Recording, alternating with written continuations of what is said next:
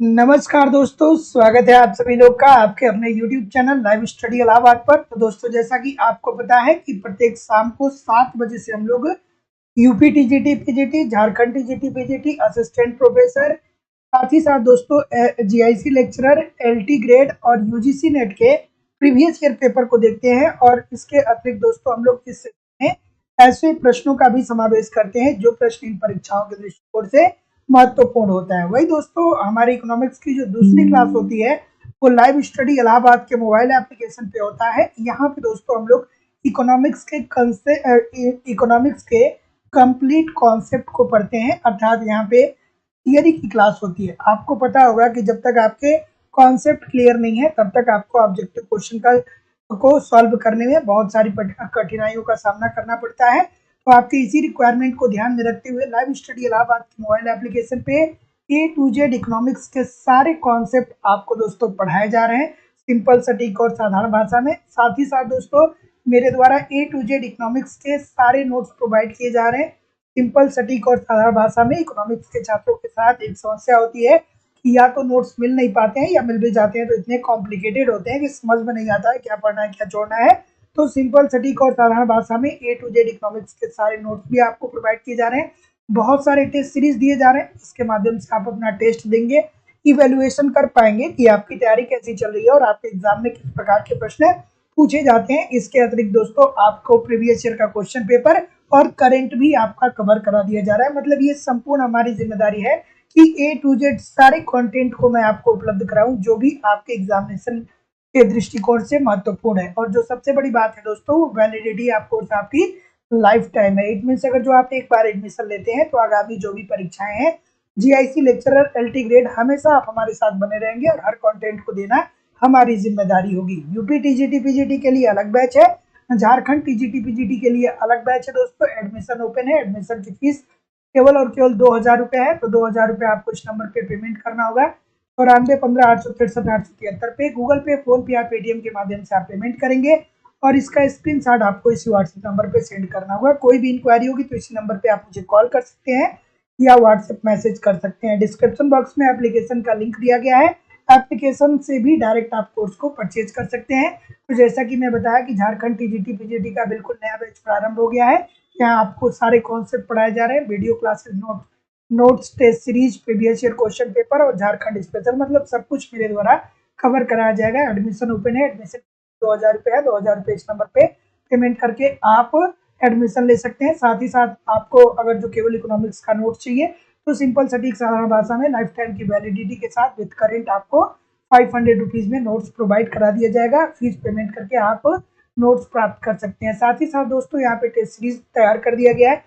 Test series दीजिए, 10 test paper आपको यहाँ पे मिलेंगे। प्रत्येक टेस्ट में 125 प्रश्न होंगे और 1250 प्रश्नों की पीडीएफ भी आपको मिलेगी। तो टेस्ट सीरीज दीजिए, अपना इवेल्युएशन करिए कि आपकी तैयारी कैसी चल रही है एग्जाम के लिए। लेकिन अगर जो आप कॉन्सेप्ट का क्लास ज्वाइन करते हैं तो अलग से आपको नोट्स को परचेज करने की जरूरत नहीं होगी, अलग से टेस्ट सीरीज, प्रीवियस ईयर के क्वेश्चन पेपर, मतलब कुछ भी अलग से परचेज करने की जरूरत नहीं होगी। सारी चीजें आपके बैच में प्रोवाइड कराई जाएंगी। Good evening everybody. चलिए हम लोग मूव करेंगे अपने सेशन के पहले प्रश्न की तरफ। चलिए पहला प्रश्न आप लोग के सामने ये रहा और जैसा कि मैं देख पा रहा हूँ कि बहुत सारे लोग क्लास को ज्वाइन कर भी चुके हैं, तो गुड इवनिंग एवरीबॉडी। चलिए थोड़ा सा एक बार सभी लोग वीडियो को लाइक कर दीजिए और शेयर जरूर कर दीजिए। बिल्कुल ठीक है। नवरात्रि की हार्दिक शुभकामनाएं आप सभी लोगों को। ठीक है, माँ दुर्गा आप लोग को सफलता दें, ठीक है, जिंदगी में खुशी दें, है ना। चलिए क्या उत्तर आ रहा है भाई? ऑप्शन नंबर जैसा कि मैं देख पा रहा हूँ, बिल्कुल ठीक है। ऑप्शन नंबर, मैक्सिमम लोग डी की तरफ जा रहे हैं। और कोई? देखिए, तो प्रश्न है भैया कि गिफिन वस्तुओं के संदर्भ में कीमत में वृद्धि के कारण मांग में वृद्धि होती है, जबकि कीमत में ह्रास होने पर मांग में ह्रास होता है। मतलब मांग भी क्या होता है दोस्तों? कम होता है। तो भैया गिफिन वस्तु की प्रॉपर्टीज यही तो होती है ना कि गिफिन वस्तुएं अर्थात ये निम्न कोटि की वस्तुएं होती हैं, इसके अंतर्गत बाजार का नियम लागू नहीं होता है। अर्थात अगर जो कीमतों में वृद्धि हो रही है तो इसका मांग भी बढ़ता है, लेकिन अगर जो कीमतों में कमी आती है तो इसका मांग भी कम हो जाता है। जैसा कि उदाहरण के रूप में हम लोग बाजरा को देखते हैं, किरोसिन तेल को देखते हैं, मतलब जो मिट्टी का तेल होता है उसको देखते हैं। ठीक है, तो पहला स्टेटमेंट तो आपका यहाँ पे सही हो गया है कि नहीं। अब देखिए दूसरा है कि प्रत्येक कीमत परिवर्तन को आय प्रभाव तथा प्रतिस्थापन प्रभाव में विभाजित किया जा सकता है। तो ये भी तो देखते हैं ना कि गिवन वस्तुओं के अंतर्गत आय प्रभाव और प्रतिस्थापन प्रभाव दोनों देखने को मिलता है। एब्सोल्युटली बात तो ये भी ठीक है, लेकिन क्या ये आय प्रभाव और प्रतिस्थापन प्रभाव को डिफाइन कर रहा है? ये स्टेटमेंट नहीं कर रहा है। बिल्कुल ठीक है, नहीं कर रहा है ना। तो ऐसी स्थिति में ऑप्शन नंबर बी, जितने लोग भी बोल रहे हैं सभी लोग का उत्तर यहाँ पे बिल्कुल ठीक है कि ए और आर दोनों सही है, लेकिन आर ए की सही व्याख्या नहीं कर रहा है। तो गिवन वस्तुएं क्या होती हैं? ये निम्न कोटि की वस्तुएं होती हैं और इनकी कीमतों में जब कमी आती है तो मांग भी कम हो जाता है, और कीमतों में वृद्धि आती है तो मांग भी बढ़ जाता है। जैसा कि उदाहरण के रूप में मिट्टी का तेल हो गया, बाजरा हो गया। अगला प्रश्न आपके सामने ये रहा कि उपभोक्ता उस बिंदु पर संतुलन प्राप्त करता है। एक उपभोक्ता, देखिए हम लोग संतुलन किसका किसका पढ़ते हैं भैया? एक तो फर्म का संतुलन पढ़ते हैं, ठीक है, फर्म का संतुलन पढ़ते हैं, और दूसरा किसका संतुलन पढ़ते हैं? उपभोक्ता का संतुलन पढ़ते हैं। तो यहाँ पे उपभोक्ता के संतुलन की बात हो रही है ना। तो क्या उत्तर होगा भाई? ऑप्शन नंबर बिल्कुल ठीक है। तो ऑप्शन नंबर आई होप कि सभी लोग ठीक ही करेंगे। क्या करेंगे भैया? P X is equal to M U X, ठीक है। तो क्या उत्तर हो जाएगा? सीमांत उपयोगिता किसके बराबर होती है? कीमत के बराबर होती है।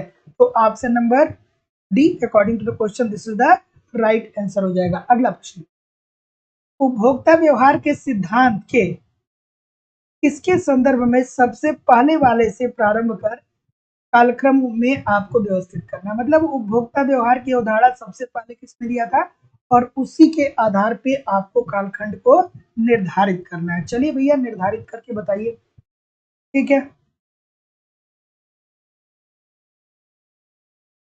बिल्कुल ठीक है, इस प्रश्न का उत्तर करिए। थोड़ा सा सभी लोग वीडियो को लाइक और शेयर भी जरूर कर दिया करिए, निवेदन है सभी लोगों से। क्या उत्तर होगा? बिल्कुल ठीक है। ऑप्शन नंबर, थोड़ा आराम से करिएगा, गलतियां होती हैं, ठीक है। तो भैया अगर जो उपभोक्ता व्यवहार के सिद्धांत की बात करें तो सबसे पहले बात किसकी आती है? किसकी आती है बताइए? कुछ लोग बी बोल रहे हैं, कुछ लोग डी बोल रहे हैं। बिल्कुल ठीक है, सबसे पहला सिद्धांत तो भैया मार्शल साहब का आता है ना। मार्शल साहब का आता है ना, principle of economics. Principle of economics इनकी एक पुस्तक थी और उसी में उन्होंने उपभोक्ता व्यवहार की बात किया था। कब किया था भैया? 1890 में किया था। ठीक है, उपभोक्ता व्यवहार ने का मॉडल जो दिया था मार्शल ने सबसे पहले 1890 में दिया था। उसके बाद दोस्तों तटस्थता वक्र विश्लेषण आता है। तटस्थता वक्र विश्लेषण जो है हिग्स और एलन आपको पता ही होगा 1939 में। और उद्घटित वरीयता सिद्धांत जो है दोस्तों ये सैमुअल्सन साहब ने दिया था। कब दिया था? 1950 में दिया था। और मांग का सिद्धांत जो है दोस्तों ये 1950 के बाद आता है। तो जितने लोग भी डी बोल रहे हैं कि 4, 3, 2 और 1, सभी लोग का उत्तर यहाँ पे एब्सोल्युटली ठीक है। अगला प्रश्न, कि प्रकटित अधिमान सिद्धांत की पूर्व सिद्धांतों पे अच्छाई यह है कि यह उपभोक्ता व्यवहार की बगैर संदर्भ व्याख्या करता है। मोस्ट इंपॉर्टेंट प्रश्न है, थोड़ा सा आराम से करिएगा इस प्रश्न का उत्तर। चलिए भाई आराम से इस प्रश्न का उत्तर करिएगा। क्या उत्तर होगा? बिल्कुल ठीक है, बिल्कुल ठीक है, बिल्कुल ठीक है। ऑप्शन नंबर, तो प्रकटित अधिमान सिद्धांत किसने दिया था? कल किया गया था ना, तो इजी सा प्रश्न है भाई। प्रकटित अधिमान सिद्धांत सैमुअल्सन साहब के द्वारा दिया गया था। तो प्रकटित अधिमान सिद्धांत की पूर्व सिद्धांतों पर अच्छाई यह है कि यह उपभोक्ता व्यवहार की बगैर संदर्भ व्याख्या करता है। किसके भैया? उपयोगिता के। तो जितने लोग भी ऑप्शन नंबर ए यहाँ पे बोल रहे हैं सभी लोग का उत्तर यहाँ पे बिल्कुल ठीक है। अगर जो कल के क्लास में आप मौजूद थे तो फिर ये प्रश्न आपको गलत नहीं करने थे। अगला प्रश्न आपके सामने दोस्तों ये रहा कि एक उपभोक्ता का उपयोगिता फलन उपलब्ध किसी एक वस्तु के उपभोग की मात्राओं में एक स्वरीय रूप से वृद्धि कर रहा है। यह उपयोगिता फलन सदैव ही होगा। कैसा होगा भाई? बढ़िया सा प्रश्न है। जो लोग आज कॉन्सेप्ट की क्लास ज्वाइन किए हैं उनको मैंने सांख्यिकी के अंतर्गत ये बात बताई थी कि एक रेखीय फलन से आशय क्या है। ठीक है, तो यहाँ तो खैर उपभोक्ता के व्यवहार के संदर्भ में पूछ रहा है, लेकिन फिर भी अगर जो आपको एक रेखीय फलन पता है तो आपको दोस्तों ये प्रश्न बहुत आराम से आप कर सकते हैं। ठीक है, तो देखिए इसका उत्तर जो हो जाएगा वो एक रेखीय फलन होगा। और एक रेखीय फलन के अंतर्गत क्या होता है भैया कि दो राशियां दी गई होती हैं या दो चर दिए गए हैं और दोनों में समान मात्रा से वृद्धि होती है। अर्थात क्या होता है कि अगर जो किसी वस्तु की मांग में वृद्धि हो रही है तो इसकी कीमतों में भी क्या होता है दोस्तों, उसी तरीके से वृद्धि होता है। तो जब हम तो बाजार के नियम के अंतर्गत यही पढ़ते हैं ना कि मांग में वृद्धि होती है तो कीमतों में वृद्धि होती है। तो ऑप्शन नंबर डी जितने लोग भी कर रहे हैं सभी लोग का उत्तर यहाँ पे बिल्कुल सही हो जाएगा। अगला प्रश्न कि किस अर्थव्यवस्था में उपभोक्ता को सम्राट कहा जाता है? इजी सा प्रश्न है भाई, बहुत इजी सा प्रश्न है। उपभोक्ता कहाँ पे सम्राट होगा? चलिए बता दीजिए मुझे। थोड़ा सा वीडियो को लाइक और शेयर भी जरूर कर दिया करिए। और देखिए दोस्तों, तब तक लड़ना है जब तक जीत न जाए, है ना? न थकना है, न डिसअपॉइंट होना है, ना ही उदास होना है, ना ही थकना है। परेशानियां आ रही हैं, आने दीजिए, कोई दिक्कत नहीं है। कोई समस्या हो रही है, होने दीजिए। अपने काम के प्रति ईमानदार रहिए, सब कुछ बदल जाएगा, सब कुछ बदल जाएगा। ठीक है, इस प्रश्न का उत्तर करिए। क्या उत्तर होगा भाई? ऑप्शन नंबर सी सभी लोग बोलेंगे। आई होप कि कोई गलत नहीं करेगा। कोई ऐसा तो नहीं है जो गलत कर रहा है? नहीं भाई, कोई गलत नहीं कर रहा है, बिल्कुल सही है, पूंजीवाद। ठीक है, तो किस अर्थव्यवस्था में उपभोक्ता को सम्राट कहा जाता है? तो भैया पूंजीवाद के अंतर्गत उपभोक्ता को सम्राट किया जाता है। सम्राट कहा जाता है क्योंकि पूंजीवाद के अंतर्गत पूर्ण प्रतियोगिता पाई जाती है और यहाँ पे एक जो उपभोक्ता होता है उसकी उपयोगिताओं को ध्यान में रखते हुए एक जो फर्म होता है वो उत्पादन करता है। और यहाँ पे भैया बाजार का ज्ञान सभी को होता है, तो कोई भी उपभोक्ता का शोषण नहीं कर सकता है। तो जितने लोग भी सी बोल रहे हैं सभी लोग का उत्तर बिल्कुल ठीक है। अगला प्रश्न, यदि उपभोक्ता बजट रेखा से नीचे है तो इसका तात्पर्य क्या है?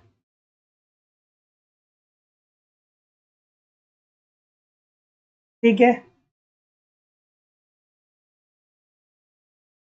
इस प्रश्न का उत्तर करिए कि यदि उपभोक्ता बजट रेखा से नीचे है तो इसका तात्पर्य क्या होगा? चलिए भाई बता दीजिए, क्या उत्तर आ रहा है? बिल्कुल ठीक है, बिल्कुल ठीक है, ठीक है। तो सबसे पहले आपको भाई बात ये समझ में आनी चाहिए यहाँ पे कि एक जो उपभोक्ता है वो बजट रेखा से नीचे है, इसका मतलब क्या हुआ? ठीक है, तो क्या उत्तर आ रहा है? क्या उत्तर आ रहा है? तो देखिए, एक उपभोक्ता बजट रेखा से नीचे तब होता है जिसके जब उसके पास जो आय होती है ना, उस आय के भाग को वो खर्च नहीं करता है। मतलब अपनी कुल आय वो खर्च नहीं करेगा। तो ऐसी स्थिति में उपभोक्ता क्या होगा दोस्तों? बजट रेखा से नीचे होगा। तो जितने लोग भी सी बोल रहे हैं सभी लोग का उत्तर बिल्कुल ठीक है। तो याद रखिएगा कि यदि उपभोक्ता बजट रेखा से नीचे है तो इसका तात्पर्य ये होता है कि वो अपनी कुल आय को खर्च नहीं कर रहा है, अर्थात वो क्या कर रहा है? बचत कर रहा है। अगला प्रश्न कि आय तथा प्रतिस्थापन प्रभाव की व्याख्या के लिए लागत अंतर विधि का प्रयोग किसने किया था? चलिए भैया, लागत अंतर विधि का प्रयोग किसने किया था आपको बताना है। ऑप्शन नंबर क्या होगा? बिल्कुल ठीक है, बिल्कुल ठीक है, बिल्कुल ठीक है। चलिए, बिल्कुल ठीक है, बिल्कुल ठीक है। ऑप्शन नंबर क्या आ रहा है भाई? जैसा कि मैं देख पा रहा हूं,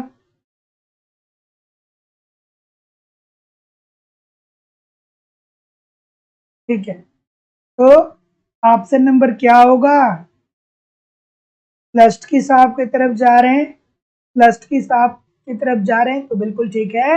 तो आय तथा प्रतिस्थापन प्रभाव की व्याख्या के लिए लागत अंतर विधि का प्रयोग किसने किया था? स्लस्टकी साहब ने किया था। और एकदम अगर जो आसान भाषा में कहा जाए तो इन्होंने लागत अंतर विधि को क्या बताया था कि जब वह पुराने समय में मतलब कुछ दिनों पहले जिस मूल्य पे वस्तुओं को क्रय करता है और जो वर्तमान समय में जिस मूल्य पे वस्तुओं का क्रय करता है उसी का जो बीच का अंतर होता है वही लागत अंतर विधि के अंतर्गत उन्होंने बताया था। तो जितने लोग भी बी बोल रहे हैं सभी लोग का उत्तर बिल्कुल ठीक है।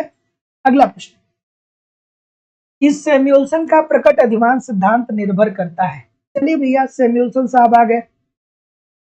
सैमुअल्सन का प्रकट अधिमान सिद्धांत किस पे निर्भर करता है? क्या उत्तर हो जाएगा?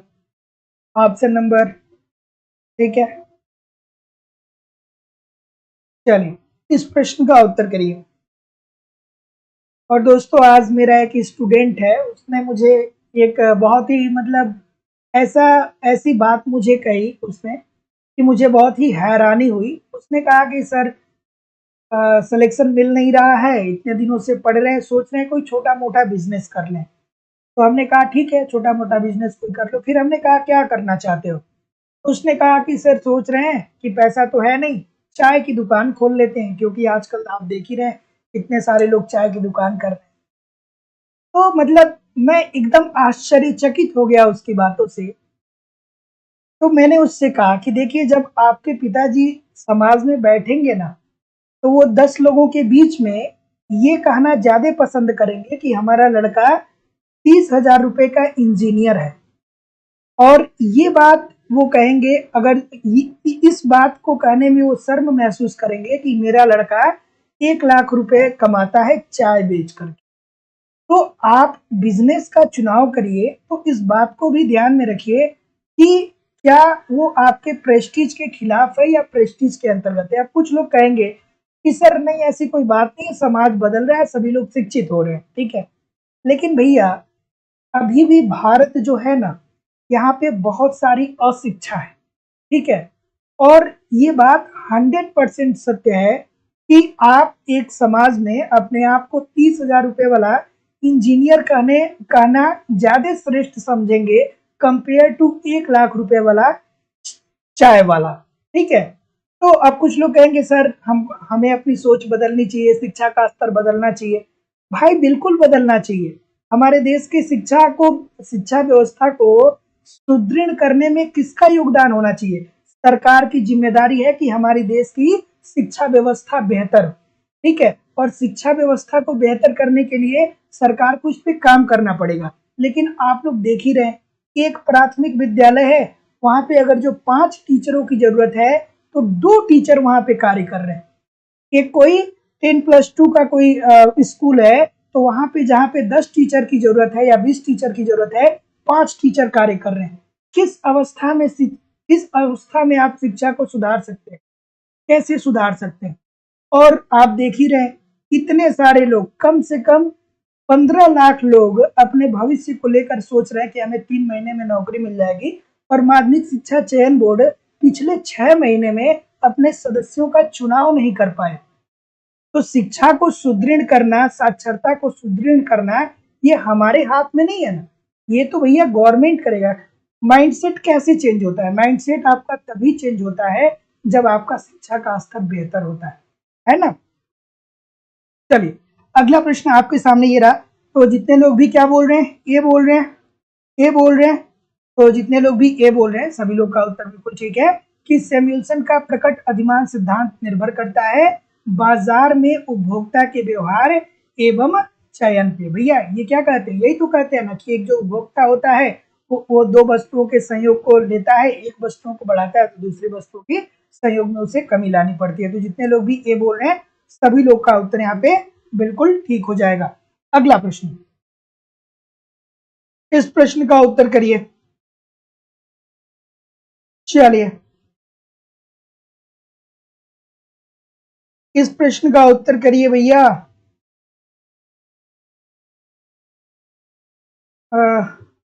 ठीक है, चलिए कि आय प्रभाव मांग की मात्रा के उस परिवर्तन को कहा जाता है जो पूर्णतः आय में परिवर्तन के परिणाम स्वरूप उत्पन्न होता है, जबकि दोनों वस्तुओं की कीमतें स्थिर रहती हैं। उपरोक्त कथन किससे संबंधित है? चलिए भाई, बढ़िया सा प्रश्न है। क्या उत्तर होगा? ऑप्शन नंबर, जैसा कि मैं देख पा रहा हूं, बिल्कुल ठीक है। डी के तरफ बहुत सारे लोग जा रहे हैं, डी के तरफ बहुत सारे लोग जा रहे हैं। और कोई भैया? डी के अलावा, डी के अलावा और कोई? डी के अलावा कोई नहीं है? अच्छा, कुछ लोग बी भी बता रहे, कुछ लोग बी भी बता रहे हैं।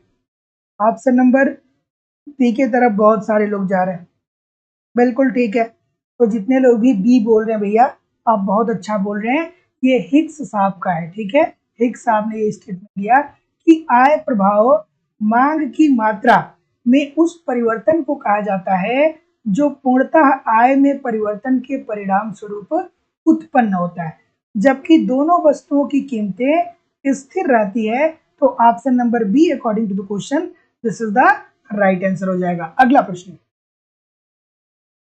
सीमांत उपयोगिता ह्रास नियम हमें क्या बताता है? चलिए भैया, बताइए कि सीमांत उपयोगिता ह्रास नियम क्या बताता है। जितने लोग भी अभी तक लाइक नहीं किए हैं, इतने सारे लोग क्लास देख रहे हैं, फिर भी लाइक और शेयर की संख्या इतनी कम क्यों है भाई? थोड़ा सा निवेदन है, सभी लोग लाइक और शेयर जरूर कर दिया करिए।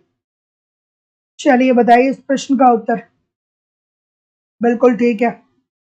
ऑप्शन नंबर, जैसा कि मैं देख पा रहा हूं, क्या उत्तर आ रहा है भाई? बिल्कुल ठीक है, इजी सी बात है भाई, बिल्कुल ठीक है। सीमांत उपयोगिता ह्रास नियम को एक और नाम से हम जानते हैं, किस नाम से जानते हैं भैया? गॉसेन का प्रथम नियम, है ना। सीमांत उपयोगिता ह्रास नियम को हम एक और नाम से जानते हैं, किस नाम से जानते हैं? गॉसेन का प्रथम नियम। और ये हमें क्या बताता है भैया? ऑप्शन नंबर क्या बोल रहे हैं? बिल्कुल ठीक है, बिल्कुल ठीक है। तो जितने लोग भी बी बोल रहे हैं कि व्यक्त करता है कि मांग वक्र नीचे की ओर गिरता हुआ होता है। तो क्या ये कहते हैं भैया, सीमांत उपयोगिता ह्रास नियम के अंतर्गत क्या होता है कि जब किसी वस्तु की जब किसी वस्तु के उपभोग में हम वृद्धि करते हैं, जैसे जैसे उपभोग में हम वृद्धि करते हैं, वैसे वैसे उस वस्तु से मिलने वाली उपयोगिता क्या होती है? कम होने लगती है, ठीक है। तो जैसे जैसे किसी वस्तु की इकाइयों के उपभोग को हम बढ़ाते चले जाते हैं, वैसे वैसे उससे मिलने वाली उपयोगिता क्या हो जाती है?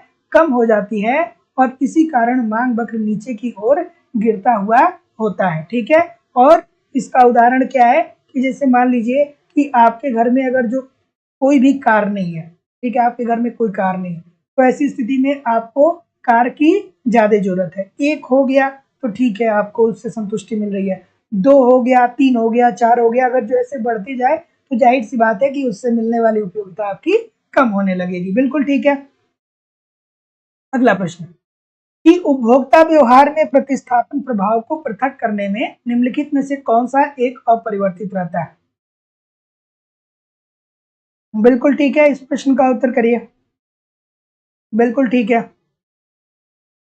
कि उपभोक्ता व्यवहार में प्रतिस्थापन प्रभाव को पृथक करने में निम्नलिखित में से कौन एक अपरिवर्तित रहता है?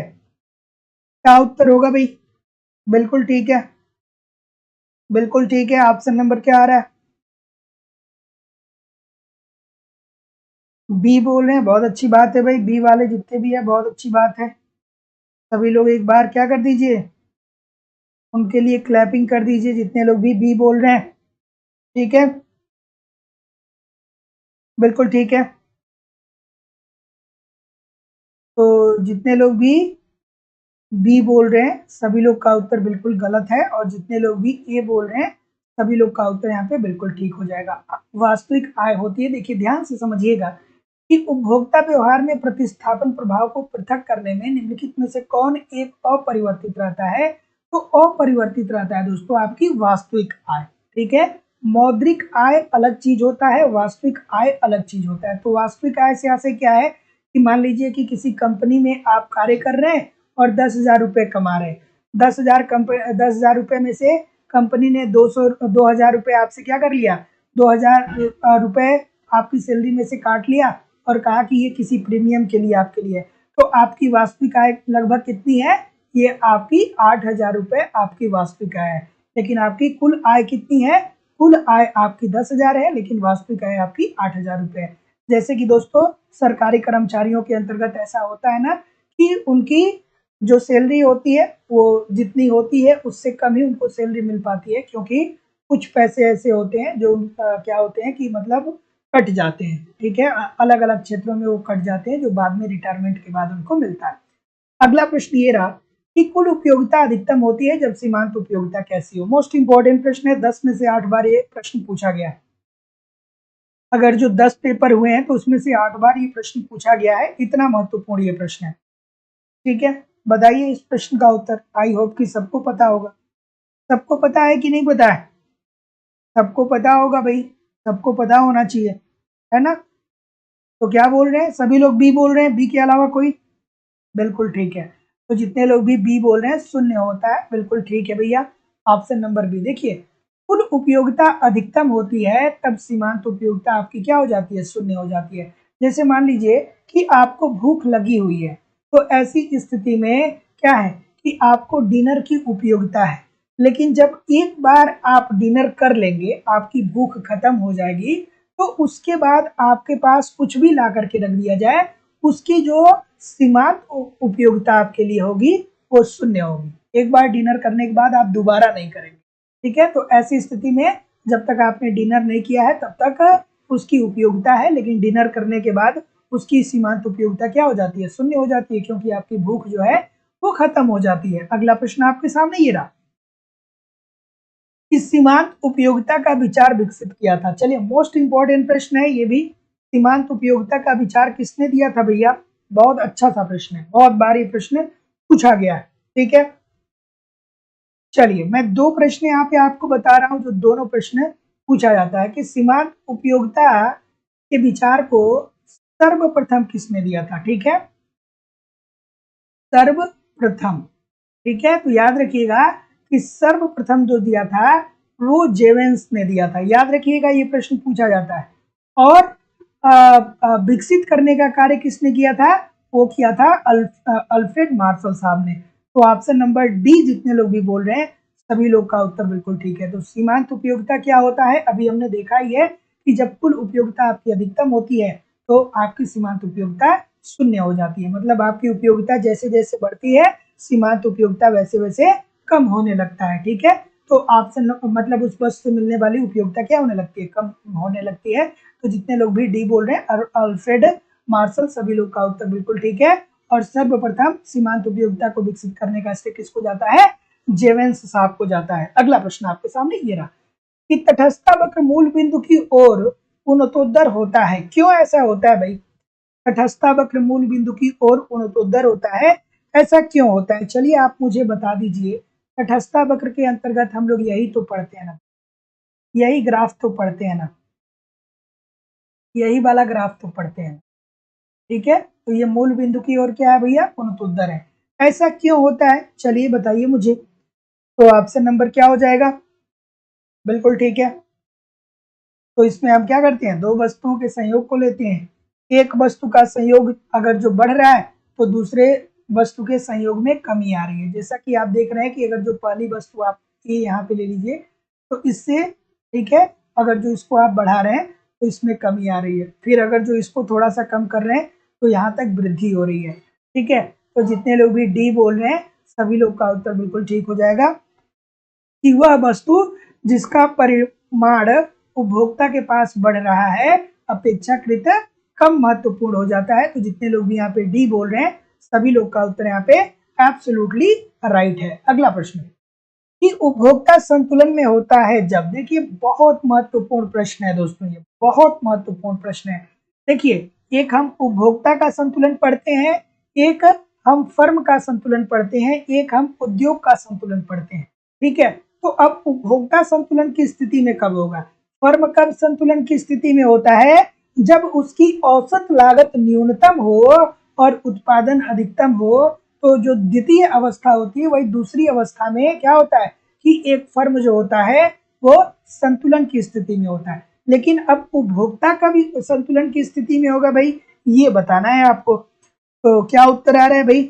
ऑप्शन नंबर डी सभी लोग बोल रहे हैं, एब्सोल्युटली ठीक बोल रहे हैं कि दी हुई आय और कीमत पर उसको अधिकतम उपयोगिता प्राप्त हो। ठीक है, तो मतलब आपके पास जितनी आय है, ठीक है, जो आपको आय मिल रहा है और जो वस्तुओं को क्रय करने के लिए आप कीमत दे रहे हैं, इससे आप अपने उपयोगिता को अधिकतम कर पाए। ठीक है, तो ऐसी स्थिति में आपको संतुलन की प्राप्ति होगी। तो ऑप्शन नंबर डी जितने लोग भी बोल रहे हैं सभी लोग का उत्तर बिल्कुल सही है। अगला प्रश्न, उदासीन बक एक दूसरे को नहीं काटते हैं, क्यों नहीं काटते हैं भैया? चलिए बता दीजिए। ठीक है, उदासीन बकरे एक दूसरे को क्यों नहीं काटते हैं? चलिए, बढ़िया सा प्रश्न है, बिल्कुल ठीक है। ऑप्शन नंबर क्या होगा? बिल्कुल सही है, बिल्कुल ठीक है। तो उदासीन वक्र की प्रॉपर्टी जब आप पढ़ते होंगे भैया, तो उसमें दूसरी या तीसरी प्रॉपर्टीज ही आप पढ़ते हैं कि उदासीन वक्र जो होते हैं वो संतुष्टि के अलग अलग स्तर को व्यक्त करते हैं। ठीक है, इट मीन्स की प्रत्येक वक्र संतुष्टि के भिन्न भिन्न स्तर का द्योतक होता है। तो ऑप्शन नंबर बी जितने लोग भी कर रहे हैं सभी लोग का उत्तर यहाँ पे बिल्कुल ठीक हो जाएगा। दोस्तों, आप मुझे एक बात बताइएगा कि जो लोग भी हमें 15 या 20 दिन से फॉलो कर रहे हैं, आपको क्या अब इकोनॉमिक्स इजी लगने लगा है कि नहीं लगने लगा है? ठीक है, अब अगर जो 15-20 दिन आप हमारी क्लास कर रहे हैं ना, तो जो एक इकोनॉमिक्स की फोबिया होती है ना कि यार बहुत कठिन बहुत कठिन सब्जेक्ट है ये, ऐसा बिल्कुल आपको प्रतीत नहीं होगा। आप अंदर से अपने आप को थोड़ा सा कॉन्फिडेंट महसूस करेंगे। ठीक है, और फिर एक बात मैं बोलूंगा कि आप पढ़ रहे हैं, पढ़ते रहिए, लेकिन समय समय पे जो आपका ज्ञान है उसको रिजल्ट में कैसे कन्वर्ट करना है इस बारे में भी सोचते रहिए। और रिजल्ट में कन्वर्ट करने का क्या मेन मेन मुख्य तौर से आप किस तरीके से देख सकते हैं कि हमारे ज्ञान को, मैं अपने ज्ञान को रिजल्ट में कन्वर्ट कर पा रहा हूँ कि नहीं कर पा रहा हूँ? तो ऐसी स्थिति में आप टेस्ट समय समय पे देते रहिए कि टेस्ट सीरीज दीजिए, देखिए कि चलिए भैया सब कुछ ठीक तो हो रहा है, मैंने बहुत पढ़ा है, टेस्ट सीरीज दीजिए, देखिए टेस्ट में कितने प्रश्न आपके आ रहे हैं। लगातार ये काम आप करते रहेंगे ना, तो फिर आपका जो ज्ञान है ना उसको आप रिजल्ट में कन्वर्ट करने की क्षमता विकसित कर लेंगे। अगला प्रश्न आपके सामने ये रहा कि गॉसियन का प्रथम नियम कौन सा है? तो भैया इजी सी बात है, इजी सी बात है, क्या उत्तर होगा भाई? इजी सी बात है, तो जितने लोग भी ए बोल रहे हैं ह्रासमान सीमांत उपयोगिता नियम, सभी लोग का उत्तर यहाँ पे बिल्कुल ठीक है। गॉसियन के प्रथम नियम को ह्रासमान सीमांत उपयोगिता नियम कहा जाता है। क्यों कहा जाता है? क्योंकि इस नियम के अंतर्गत क्या बात होती है कि अगर जो आप उपभोग की अतिरिक्त इकाइयों को बढ़ाते चले जाते हैं तो उससे मिलने वाली उपयोगिता आपकी कम होने लगती है। तो option number A this is the right answer हो जाएगा। इस प्रश्न का उत्तर करिए कि अधिकतम बिक्री सिद्धांत के प्रतिपादक रहे हैं। अधिकतम बिक्री सिद्धांत के प्रतिपादक कौन है? चलिए, अभी गुप्ता जी क्लास 7 से 9 होती है, 7 से 9 क्लास होती है।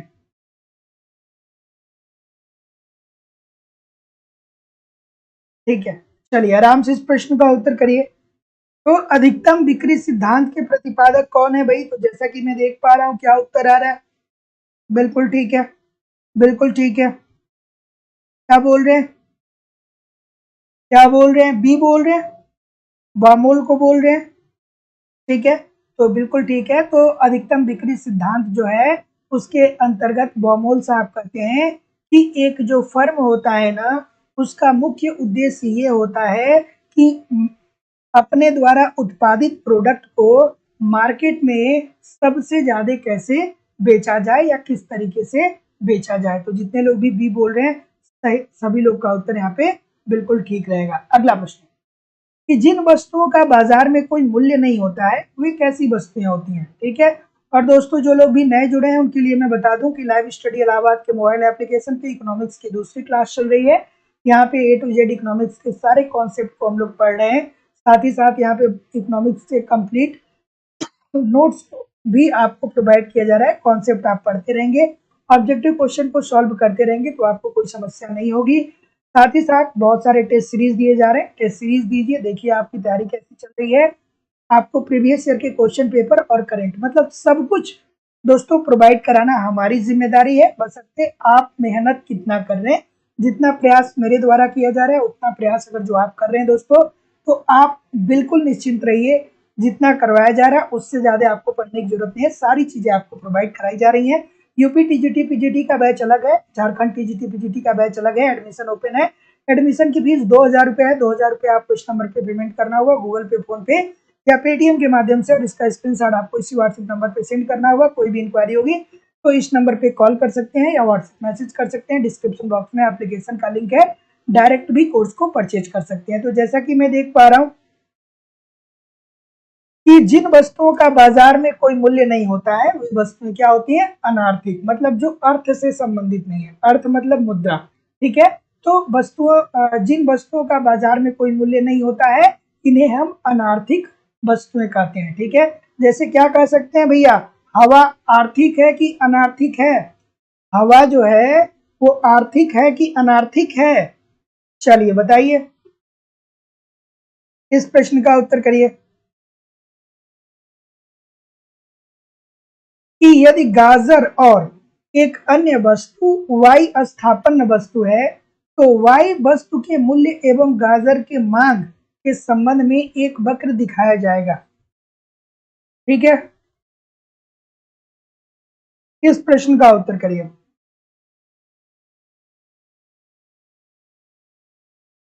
इस प्रश्न का उत्तर करिए, क्या उत्तर होगा भाई?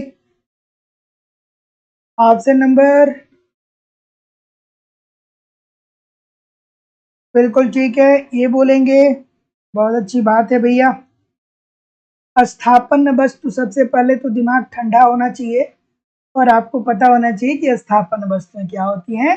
ऐसी वस्तुएं जो एक दूसरे को स्थापित मतलब क्या कर दें, एक दूसरे के सब्स्टिट्यूट हो। मतलब जैसे चाय हो गया और कॉफी हो गया, तो चाय की जगह पे कॉफी हम ले सकते हैं, ठीक है। चाय की मूल्यों में वृद्धि हो गई तो चाय हम नहीं पियेंगे, हम कॉफी पियेंगे, या कॉफी के मूल्यों में वृद्धि हो गई तो हम कॉफी नहीं पियेंगे, चाय पियेंगे। तो ऐसी स्थिति में दोस्तों इसे हम क्या बोलते हैं? ऊर्ध गति वक्र होगा। तो ऑप्शन नंबर क्या बोल रहे हैं? जितने लोग भी ए बोल रहे हैं सभी लोग का उत्तर यहाँ पे बिल्कुल ठीक हो जाएगा। अगर जो आपने कॉन्सेप्ट पढ़ा होगा तो आपने, अगर जो कॉन्सेप्ट पढ़ा होगा तो मैंने आपको इस तरीके का एक डायग्राम बनाया था, ठीक है। इस तरीके का आपको याद आना चाहिए, ठीक है, जहाँ पे ये डी वक्र को इंडिकेट कर रहा था। तो जितने लोग भी ये बोल रहे हैं ऊर्ध्वगति वक्र, सभी लोग का उत्तर बिल्कुल ठीक हो जाएगा। अगला, निम्नलिखित में से कौन सी संयुक्त युग्म है? संयुक्त युग्म कौन सी है? मतलब ये पूरक वस्तु बेसिकली पूछ रहा है ना। पूरक वस्तुओं को हम लोग संयुक्त मान की बात कर रहा है, ठीक है। चलिए, ठीक है, इस प्रश्न का उत्तर करिए भाई। ऑप्शन नंबर, बिल्कुल ठीक है, बिल्कुल ठीक है, इजी सी बात है भाई। कोई महानुभाव गलत तो नहीं कर रहा है? हाँ, कोई गलत तो नहीं कर रहा है? नहीं कर रहा है, बिल्कुल ठीक है भैया। देखिए, ये स्थापन्न वस्तुएं हैं, चाय और कॉफी। घी और तेल जो है ये स्थापन्न वस्तुएं हैं। पेन और पेंसिल ये भी क्या है? स्थापन्न वस्तुएं हैं। मतलब हम कॉफी की जगह चाय, घी की जगह तेल या पेन की जगह पेंसिल का इस्तेमाल कर सकते हैं। लेकिन टूथपेस्ट और ब्रश ये दोनों क्या है दोस्तों? संयुक्त मांग है, अर्थात पूरक वस्तुओं के अंतर्गत आता है, ठीक है। अर्थात टूथपेस्ट नहीं रहेगा तो भी ब्रश नहीं कर पाएंगे, या ब्रश ब्रश है टूथपेस्ट नहीं, मतलब टूथपेस्ट है ब्रश नहीं है तो भी आप ब्रश नहीं कर पाएंगे। तो जितने लोग भी सी बोल रहे हैं बिल्कुल ठीक बोल रहे हैं। अगला प्रश्न, कि कीमत स्तर एवं मुद्रा के मूल्य में संबंध होता है, ठीक है।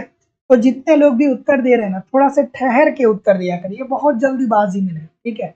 बहुत ज्यादा जल्दीबाजी करेंगे ना तो भी चीजें थोड़ी सी गड़बड़ हो जाएंगी। जैसे ये प्रश्न ऐसा है कि इसमें जो जल्दीबाजी करेगा वो गलत कर देगा, है ना। प्रश्न देखने में बहुत इजी सा है। कीमत स्तर एवं मुद्रा के मूल्य में संबंध। अगर जो आपने फिशर साहब के समीकरण को पढ़ा होता तो आप बहुत आराम से इस प्रश्न का उत्तर दे सकते हैं। ठीक है, क्योंकि क्या हो रहा है कि कीमत स्तर तथा मुद्रा के मूल्य में क्या होता है दोस्तों, विपरीत संबंध होता है। अगर जो कीमत में वृद्धि हो रही है तो मुद्रा के मूल्य में क्या आती है भैया, कमी आती है। तो जितने लोग भी बी बोल रहे हैं सभी लोग का उत्तर यहाँ पे बिल्कुल ठीक हो जाएगा कि कीमत स्तर एवं मुद्रा के मूल्य में संबंध जो होता है वो विपरीत संबंध होता है। ठीक है, चीजें समझ में आ गई होंगी। अगला प्रश्न, मार्शल के उपयोगिता नियम की प्रमुख मान्यता क्या है? चलिए भैया, मार्शल साहब की बात हो रही है। मार्शल के उपयोगिता नियम की प्रमुख मान्यता है, क्या मान्यता है भैया? लाइक शेयर कृपया करके किया करिए। इतने सारे लोग क्लास देख रहे हैं फिर भी लाइक और शेयर की संख्या इतनी कम क्यों है भाई? इतने सारे लोग क्लास देख रहे हैं फिर भी लाइक और शेयर की संख्या इतनी कम क्यों है? निवेदन है सभी लोगों से, लाइक और शेयर जरूर किया करिए। क्या उत्तर होगा भाई? ऑप्शन नंबर, तो जैसा कि मैं देख पा रहा हूं, बिल्कुल ठीक है, बिल्कुल ठीक है। तो सी बोल रहे हैं सभी लोग, बिल्कुल ठीक है, सी बोल रहे हैं। तो भैया मार्शल साहब ने क्या कहा था कि उपयोगिता को हम संख्यात्मक रूप में माप सकते हैं। ठीक है, अर्थात उपयोगिता जो है वो मापनीय है। तो ये भी प्रश्न पूछता है कि किसने कहा था कि उपयोगिता को संख्यात्मक रूप से मापा जा सकता है। तो ये बात कहा था दोस्तों मार्शल साहब ने। और जो परंपरागत अर्थशास्त्री थे उनका क्या कहना था? उनका ये कहना था कि उपयोगिता को मापा नहीं जा सकता। लेकिन जब मार्शल साहब आए तो उन्होंने कहा था कि नहीं भैया, हम उपयोगिता के माप को संख्यात्मक रूप में व्यक्त कर सकते हैं। कैसे? इसके अंतर्गत सबसे उपयोगी जो होगा उसको पहले क्रम में, उसके बाद जो उपयोगी होगा उसको दूसरे क्रम में। ठीक है, इस आधार पे उन्होंने बताया था। तो जितने लोग भी सी बोल रहे हैं बिल्कुल ठीक हो जाएगा। इस प्रश्न का उत्तर करिए।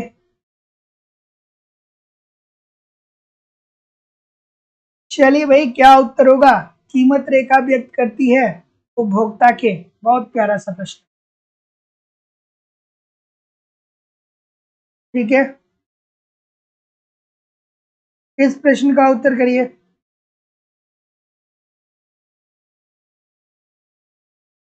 चलिए, क्या उत्तर होगा भाई?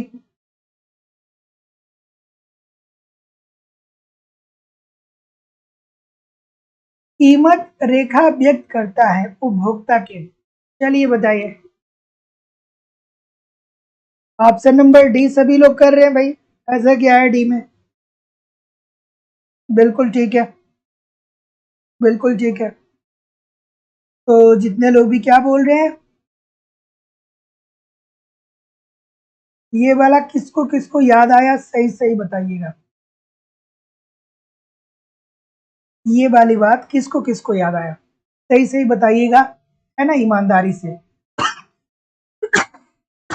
पर कीमत रेखा व्यक्त करता है उपभोक्ता की सीमाओं को, कि एक उपभोक्ता किस स्तर पे क्रय कर सकता है।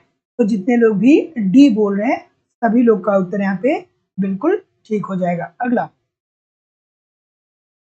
कि निम्न कोटि की वस्तु के लिए आय उपभोग वक्र की ढाल हमेशा कैसी होगी?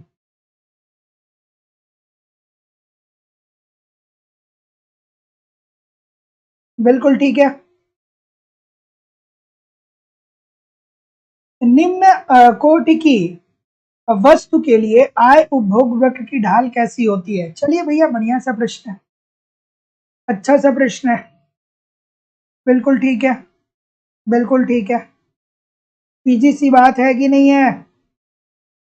इजी सी बात है कि नहीं है?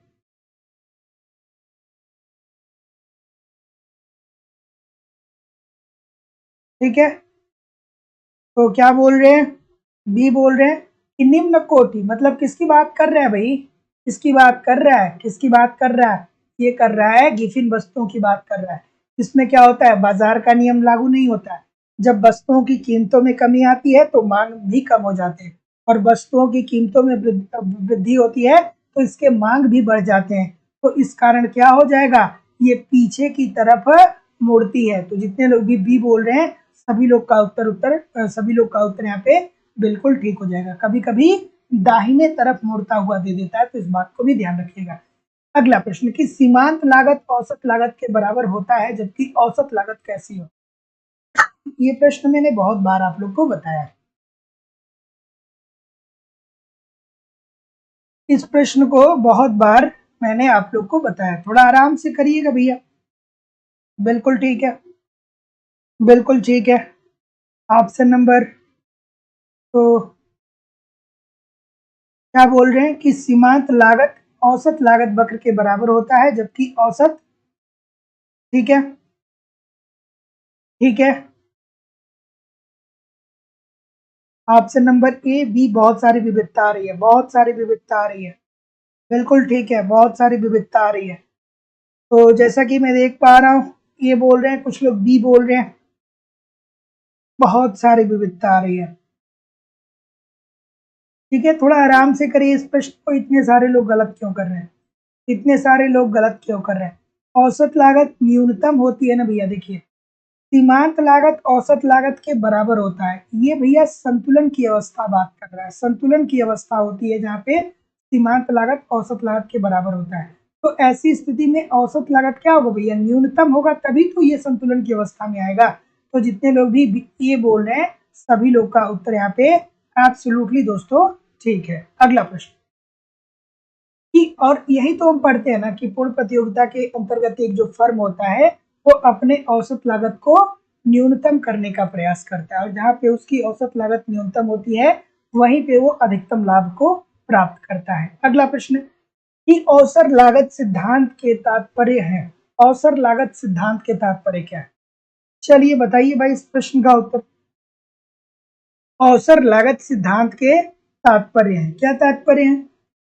तो जैसा कि मैं देख पा रहा हूँ ऑप्शन नंबर ए की तरफ कुछ लोग जा रहे हैं, और कोई भैया, सभी लोग एक ही तरफ जा रहे हैं, सभी लोग, बिल्कुल ठीक है भाई कि एक वस्तु का उत्पादन प्राप्त करने के लिए अन्य वस्तु का त्याग करना। और इस अवसर लागत की बात किसने किया था, सभी लोग कमेंट करके जरूर बताइए कि अवसर लागत की बात किस अर्थशास्त्री के द्वारा किया गया। तो अवसर लागत का तात्पर्य किससे है, एक वस्तु का उत्पादन प्राप्त करने के लिए अन्य वस्तु का त्याग कर देना। इसका सबसे बेहतरीन उदाहरण क्या है दोस्तों कि कोविड काल में जो कपड़े वाली कंपनियां थी, जब चारों तरफ शॉप बंद हो गए, तो ऐसी स्थिति में उनके प्रोडक्ट को परचेज कौन करेगा, तो उन्होंने जींस या शर्ट या टी शर्ट बनाने की जगह पे उन्होंने उसी टेक्नोलॉजी के माध्यम से क्या किया कि मास्क बनाना शुरू कर दिया। ठीक है, ताकि उनकी जो मशीनरी है वो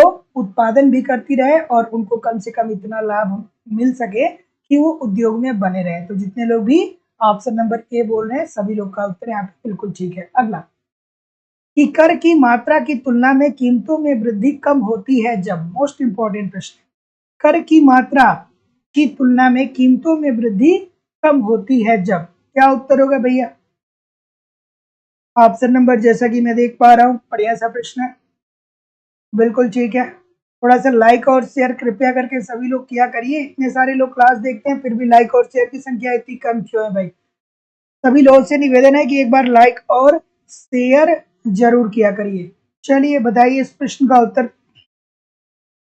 ऑप्शन नंबर ये बोल रहे हैं, सभी लोग ये बोल रहे हैं, अच्छी बात है। देखिए कर की मात्रा की तुलना में कीमतों में वृद्धि कम होती है जब फर्म लागत वृद्धि नियम के अंतर्गत उत्पादन कर रही है। मतलब अगर जो भैया उसकी लागत बढ़ रही है लगातार, अभी वो लागतों को अपने बढ़ा रहा है, तो ऐसी स्थिति में कर की मात्रा की तुलना में कीमतों में वृद्धि क्या होगी दोस्तों, कम होगी। तो ऑप्शन नंबर ए जितने लोग भी बोल रहे हैं, सभी लोग का उत्तर बिल्कुल ठीक हो जाएगा। अगला प्रश्न कि अनुकूलतम उत्पादन वह है जो, अब देखिए अनुकूलतम शब्द देखते ही आपको पेरेटो साहब की याद आ गई होगी कि सर कहीं बस वो मिल जाए कि एक को हानि पहुंचाए बिना दूसरे के लाभ में वृद्धि नहीं की जा सकती, तो वो हम लोग कल्याणकारी अर्थशास्त्र के अंतर्गत पढ़ते हैं।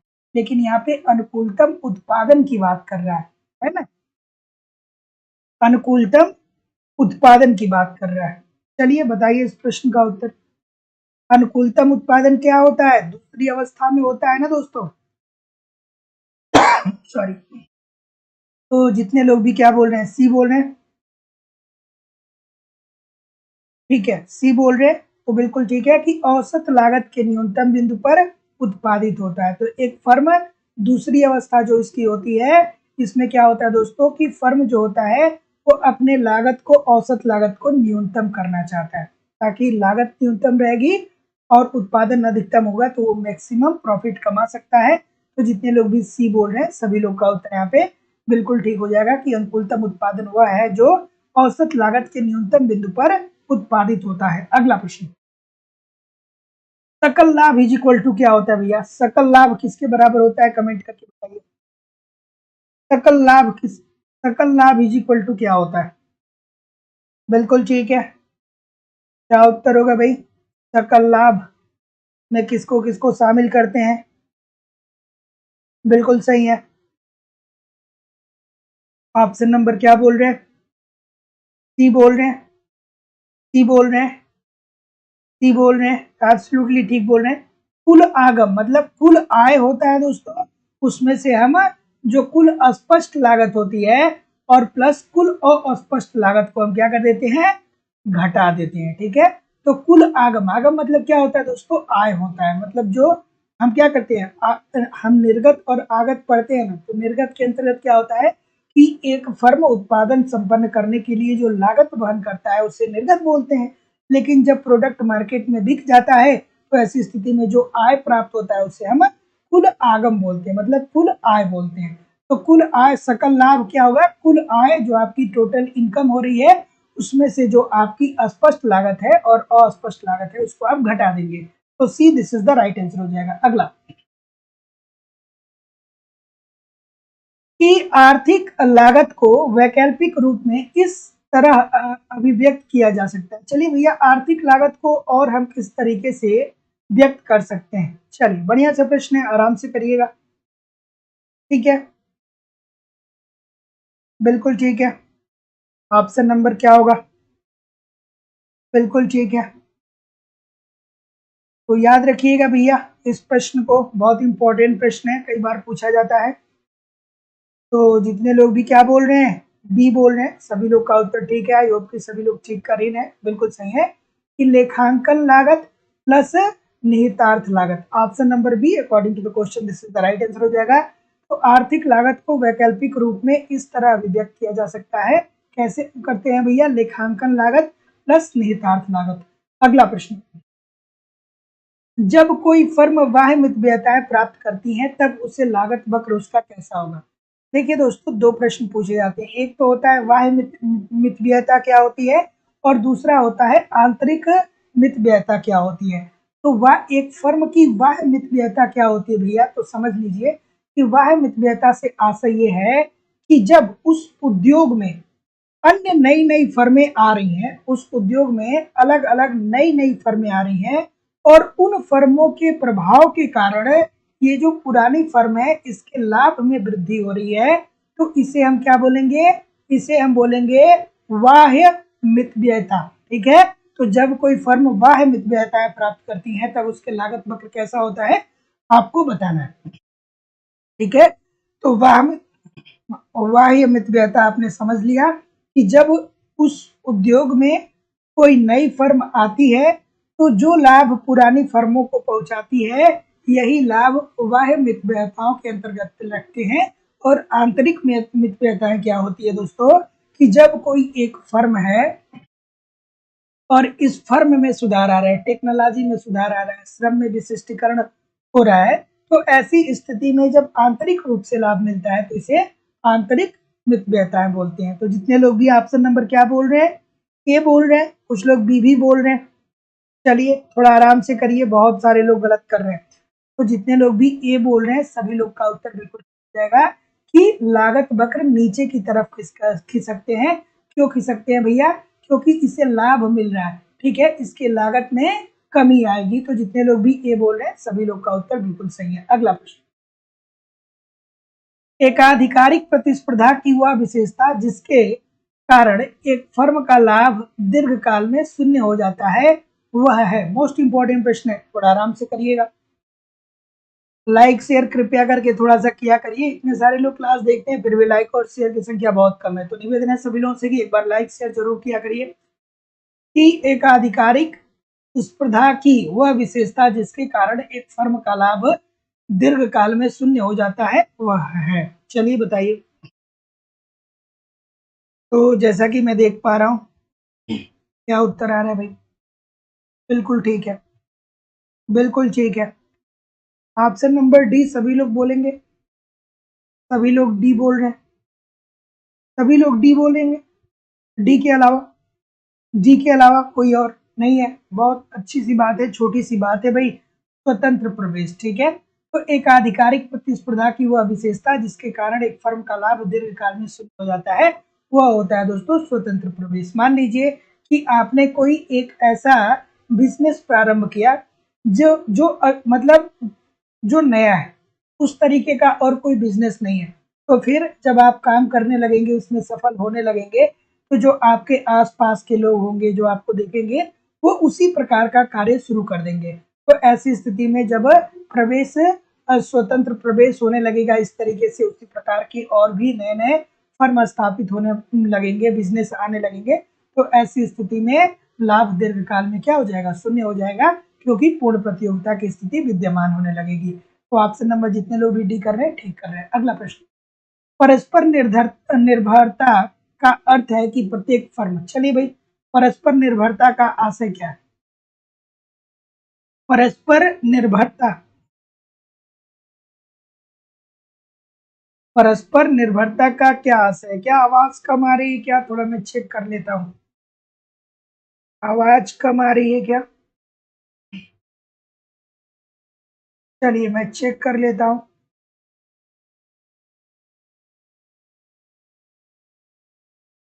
नहीं ठीक है, कोई दिक्कत तो नहीं आ रही है।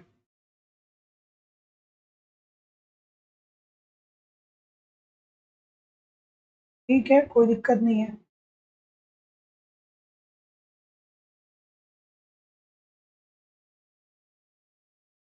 ठीक, चलिए। परस्पर निर्भरता का अर्थ है कि प्रत्येक फर्म, तो जितने लोग भी क्या बोल रहे हैं? सी बोल रहे हैं, बिल्कुल ठीक है, कि अपनी मूल्य नीति निर्धारित करते समय अपने प्रतिद्वंदी की प्रतिक्रिया का ध्यान रखता है। ठीक है, बेसिकली दोस्तों ये अल्पाधिकार और देयाधिकार के अंतर्गत देखने को मिलता है। यहाँ पे मान लीजिए कि अगर जो दो फर्में हैं ए और बी हैं, तो इन ये दोनों आपस में क्या करती हैं दोस्तों कि इस तरीके से समन्वय स्थापित करती हैं ताकि कीमत को एक निश्चित स्तर के पर निर्धारित किया जा सके। अगर जो ऐसा नहीं करेंगी तो इन दोनों के मध्य कीमत युद्ध प्रारंभ हो जाएगा। ए जो है वो अपने प्रोडक्ट की प्राइस 10 रुपए करेगा, बी भी 10 रुपए करेगा, फिर ए 9 रुपए कर देगा, बी भी 9 रुपए कर देगा। तो ऐसी स्थिति में इनके मध्य कीमत युद्ध प्रारंभ हो जाता है और एक स्तर के बाद इनका इनको इनके प्रोडक्ट इतने सस्ते हो जाते हैं कि इनके लाभ में कमी आ जाती है। तो इसलिए ये आपस में क्या कर देते हैं? एक तरीके से समझौता कर देते हैं। अगला प्रश्न ये रहा। इस प्रश्न का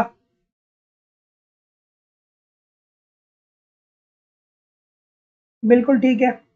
चलिए कि कथन दिया गया है और हाँ ठीक है, कथन दिया गया है और कारण दिया गया है।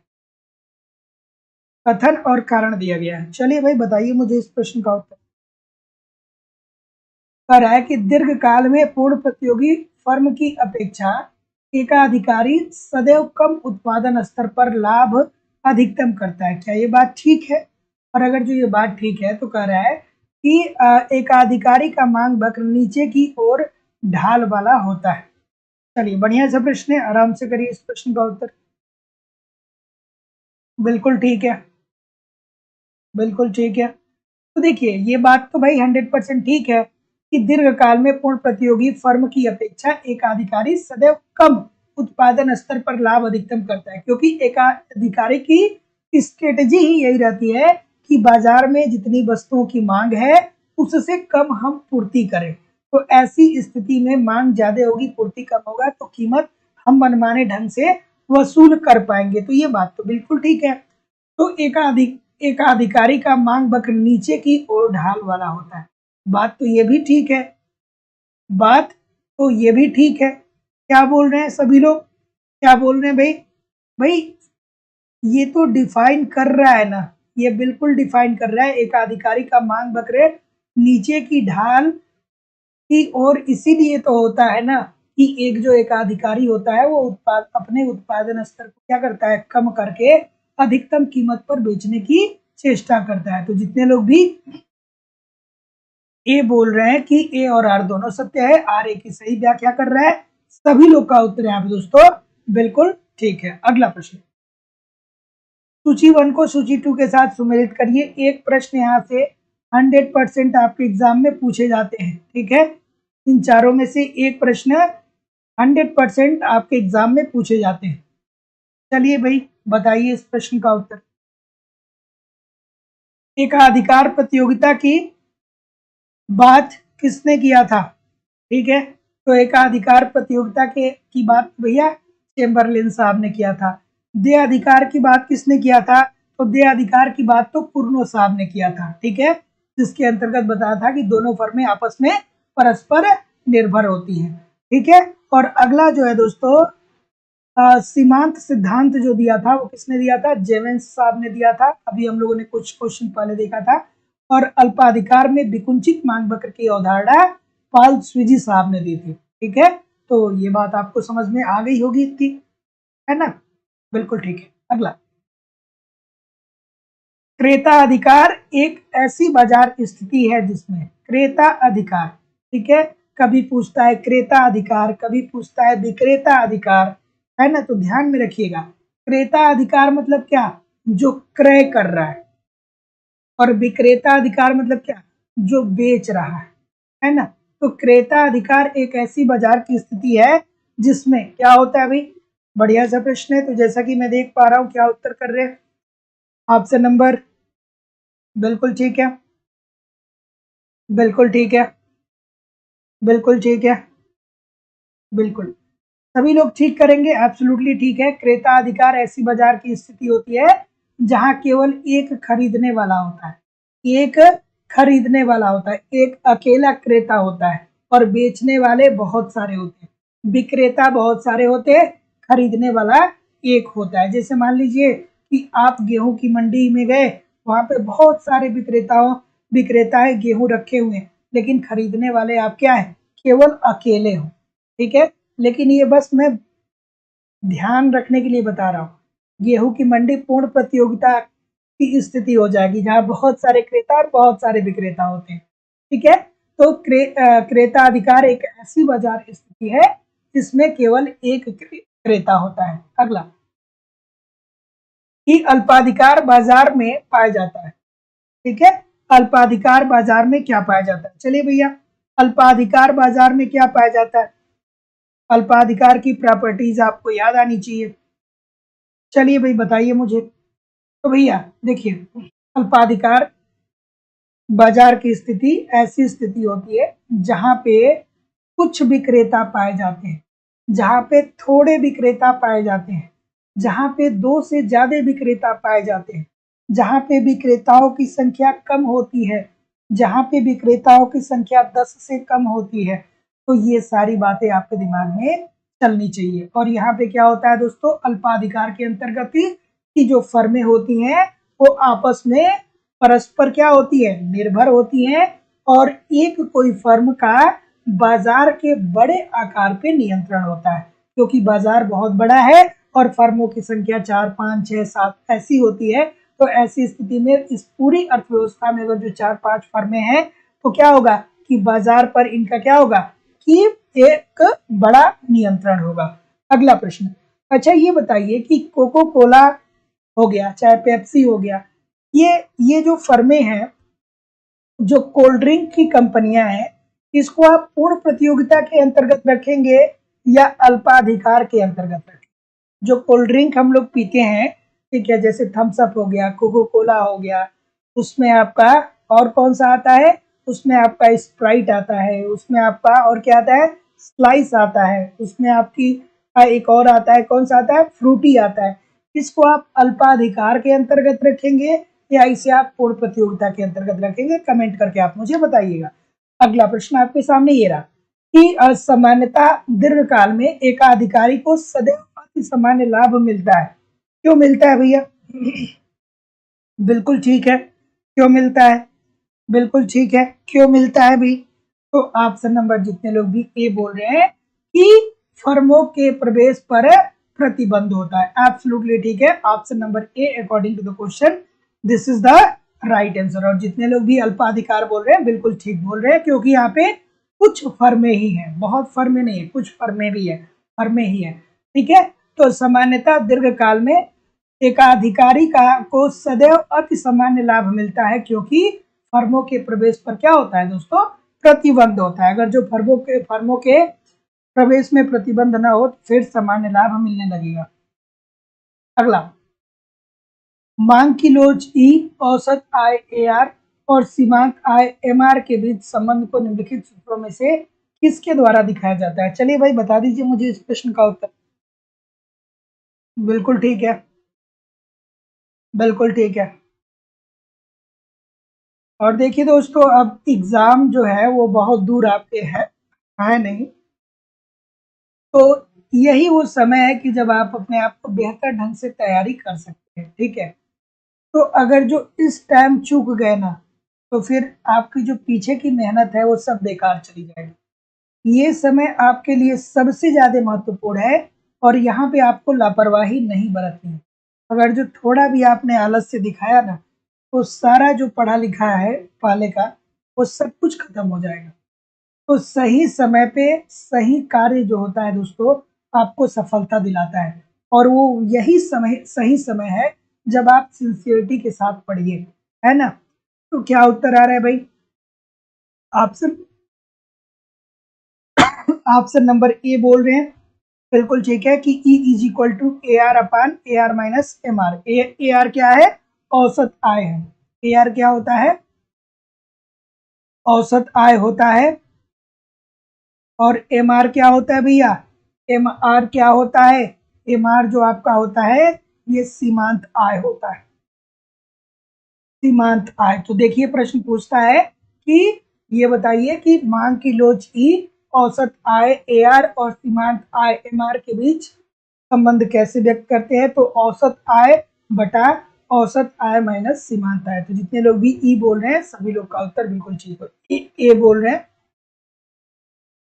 सभी लोग का उत्तर बिल्कुल ठीक है। अगला प्रश्न ये रहा,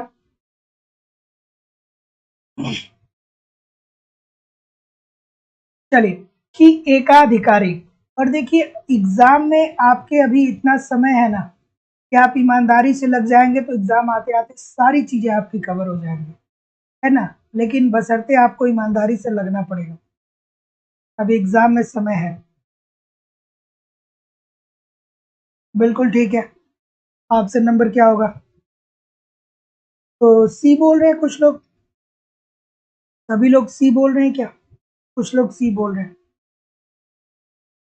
कुछ लोग ही बोल रहे हैं। तो जितने लोग भी सी बोल रहे हैं बिल्कुल ठीक बोल रहे हैं कि एकाधिकारी अपने बिक्री तथा उत्पादन को बढ़ाकर वस्तु की कीमत को घटा सकता है। इस तरीके से भी उसको क्या होता है? लाभ की प्राप्ति होती है। पहली कंडीशन तो ये होती है। तो अपनी बिक्री तथा उत्पादन को बढ़ाकर के वस्तु की कीमत को घटा सकता है, मतलब जितनी मांग हो रही है मार्केट में वस्तुओं की उतनी ही ये पूर्ति करेगा। तो इससे जो प्रॉफिट की मार्जिन होगी वो थोड़ा सा कम हो जाएगा, लेकिन ज्यादा प्रोडक्ट बेचेगा तो इसे ज्यादा लाभ मिल जाएगा। वहीं दूसरी तरफ ये क्या करेगा कि जितनी मार्केट में वस्तुओं की मांग है उससे कम ये पूर्ति करेगा, जिससे मांग ज्यादा होगी पूर्ति कम होगा तो वस्तुओं की कीमत ज्यादा होगी, तो ये दूसरे तरीके से भी अप्रत्याशित लाभ कमा सकता है। तो अपनी बिक्री तथा उत्पादन को घटा करके कीमत को बढ़ा सकता है। तो सी जितने लोग भी बोल रहे हैं सभी लोग का उत्तर बिल्कुल ठीक हो जाएगा। अपूर्ण प्रतियोगिता से यह संबंधित नहीं है। अपूर्ण प्रतियोगिता से कौन सी बातें संबंधित नहीं है बेसिकली आपको बताना है।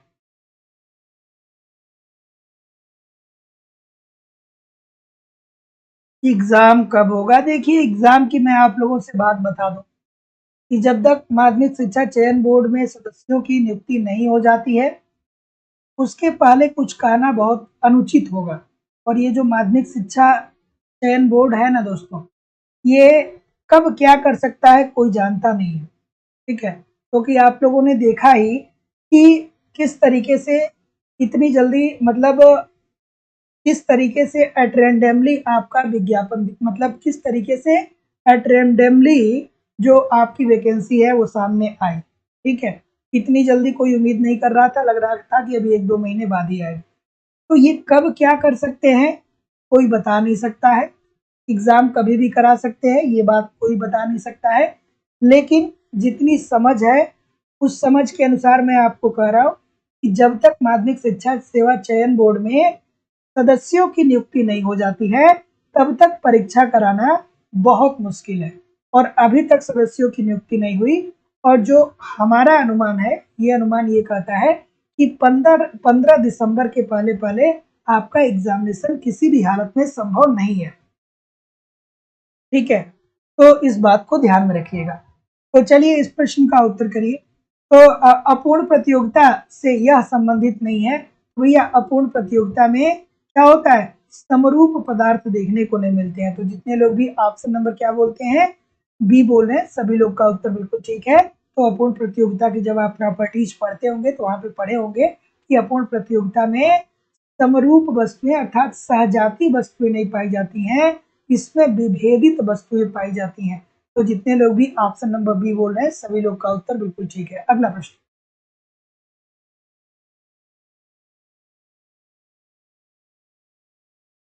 बिल्कुल ठीक है। इस प्रश्न का उत्तर करिए कि कीमत विभेद की स्थिति तब संभव है जब बाजार में, चलिए बढ़िया सा प्रश्न है। हाँ, असिस्टेंट प्रोफेसर का एग्जाम मुझे भी ऐसा प्रतीत हो रहा है कि पहले हो जाएगा, ये बात सही है। लेकिन कुछ भी गारंटी के साथ कहना थोड़ा सा संभव नहीं है। कहने को लोग तो बहुत कुछ कहते हैं, ठीक है, क्योंकि उनका चैनल ही उसी आधार पे चलता है।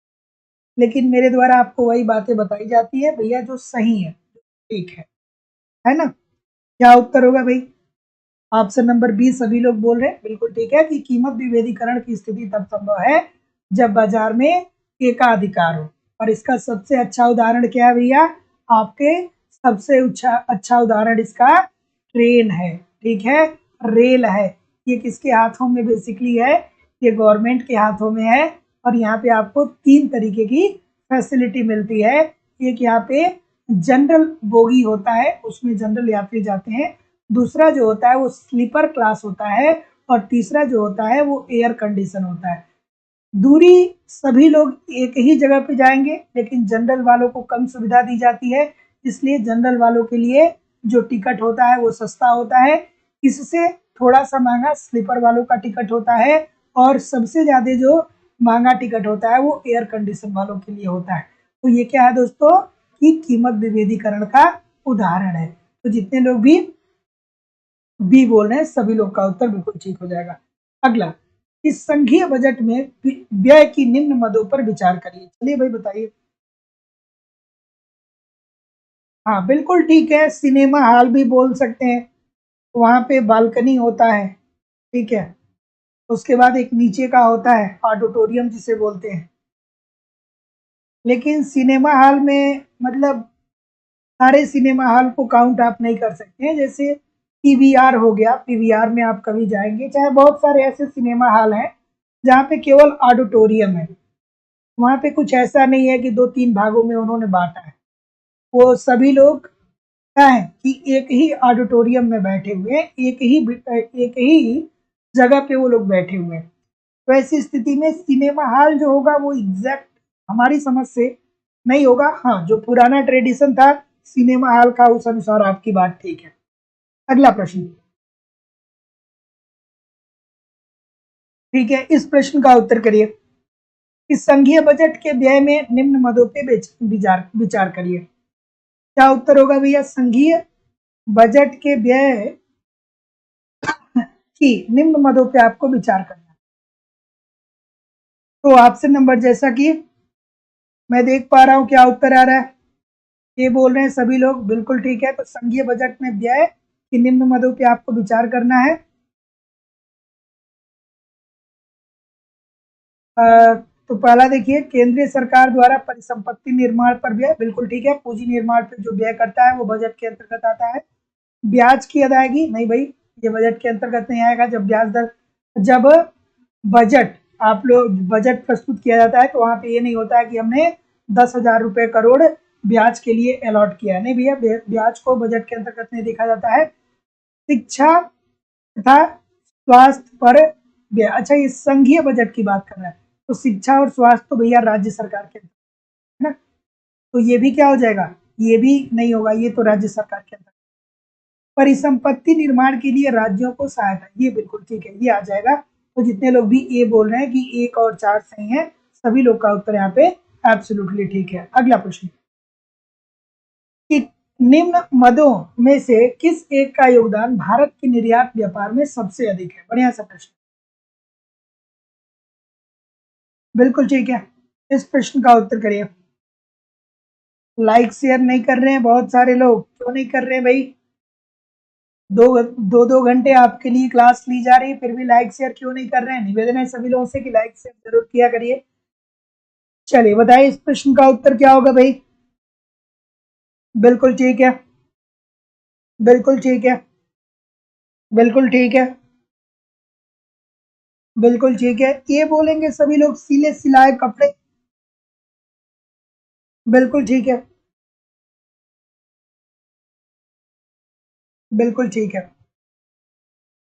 तो भैया देखिए, ये जब प्रश्न पूछा गया था तब इसका उत्तर आप जैसा कर रहे हैं वैसा बिल्कुल ठीक है, तो तब इसका उत्तर बिल्कुल ठीक था, ऑप्शन नंबर ए। लेकिन अब जो है दोस्तों, इसमें वर्तमान डाटा के अनुसार परिवर्तन आ गया है, और अब जो हो गया है वो हो गया है दोस्तों दान एवं आभूषण, ठीक है, आभूषण, ठीक है, तो याद रखिएगा इसमें लगभग 13% है, ठीक है। तो याद रखिएगा कि निम्न मदों में से किस एक का योगदान भारत के निर्यात व्यापार में सबसे अधिक है? दोस्तों ये हो जाएगा आभूषण, तो ये लगभग 13% है वर्तमान समय में।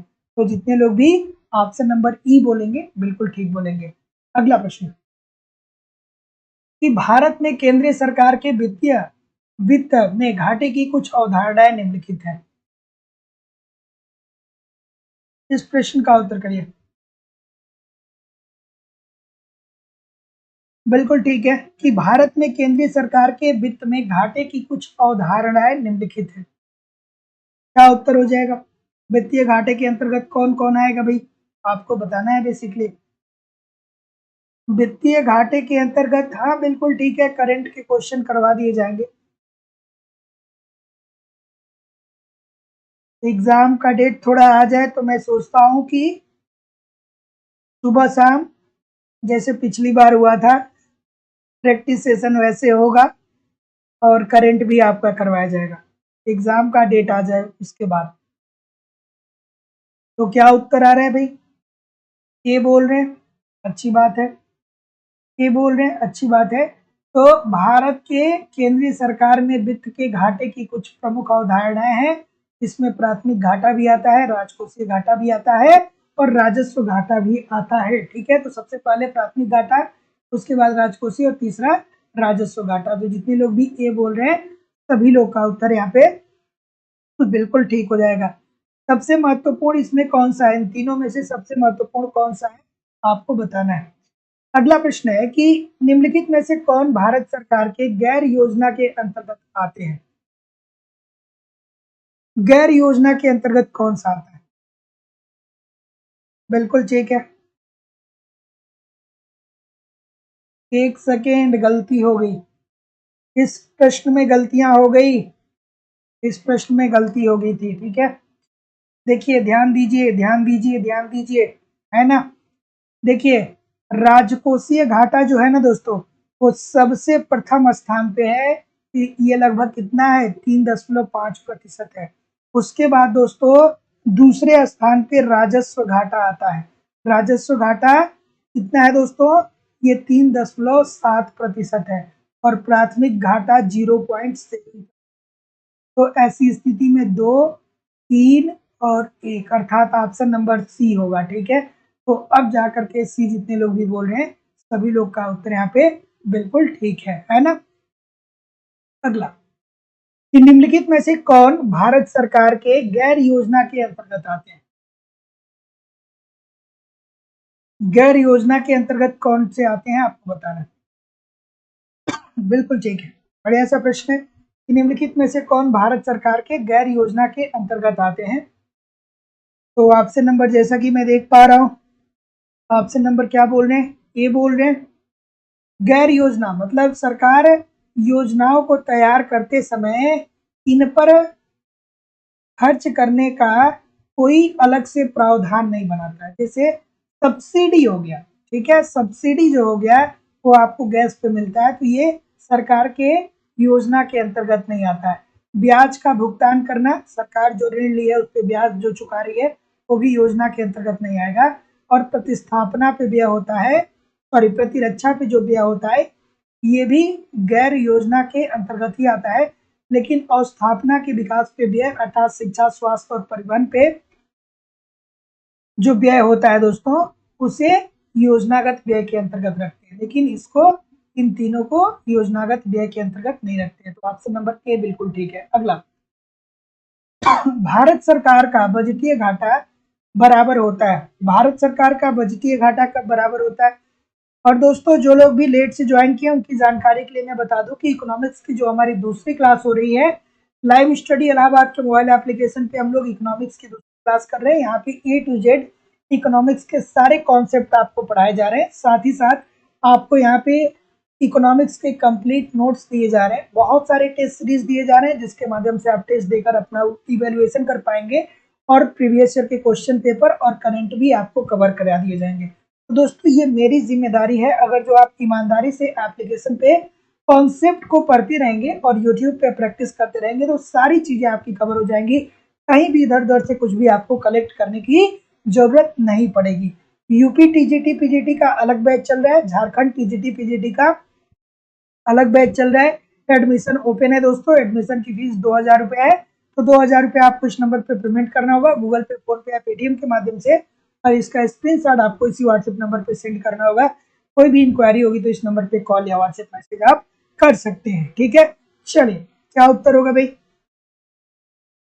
तो जैसा कि मैं देख पा रहा हूँ कि भारत सरकार का बजटीय घाटा किसके बराबर होता है, तो जितने लोग भी क्या बोल रहे हैं, सी बोलेंगे कि डी बोलेंगे? थोड़ा आराम से करिए, बहुत सारे लोग गलत कर रहे हैं, ठीक है, बहुत सारे लोग गलत कर रहे हैं। देखिए, भारत सरकार का बजटीय घाटा किसके बराबर हो रहा है, बहुत इंपॉर्टेंट प्रश्न है, बहुत सारे लोग गलत कर रहे हैं, थोड़ा सा ध्यान से करिए।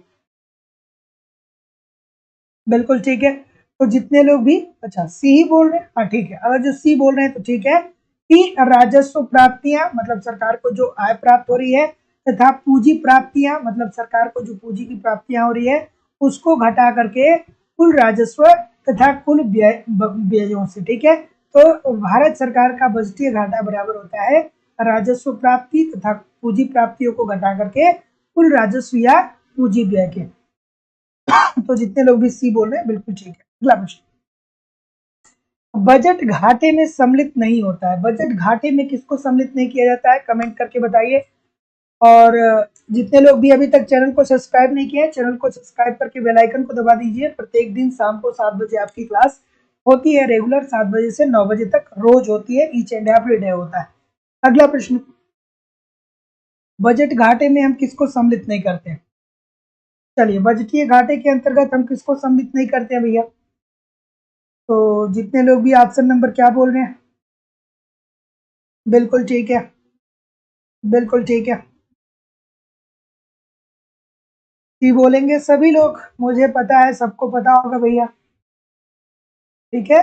भुगतान संतुलन में घाटा, तो दोस्तों बजटीय घाटे के अंतर्गत सम्मिलित नहीं किया जाता है। तो ऑप्शन नंबर सी बिल्कुल ठीक है, एक बार नहीं बहुत बार हम लोगों ने किया है।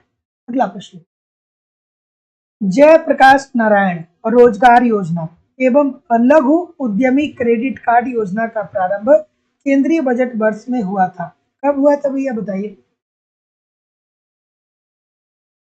चलिए, क्या उत्तर होगा?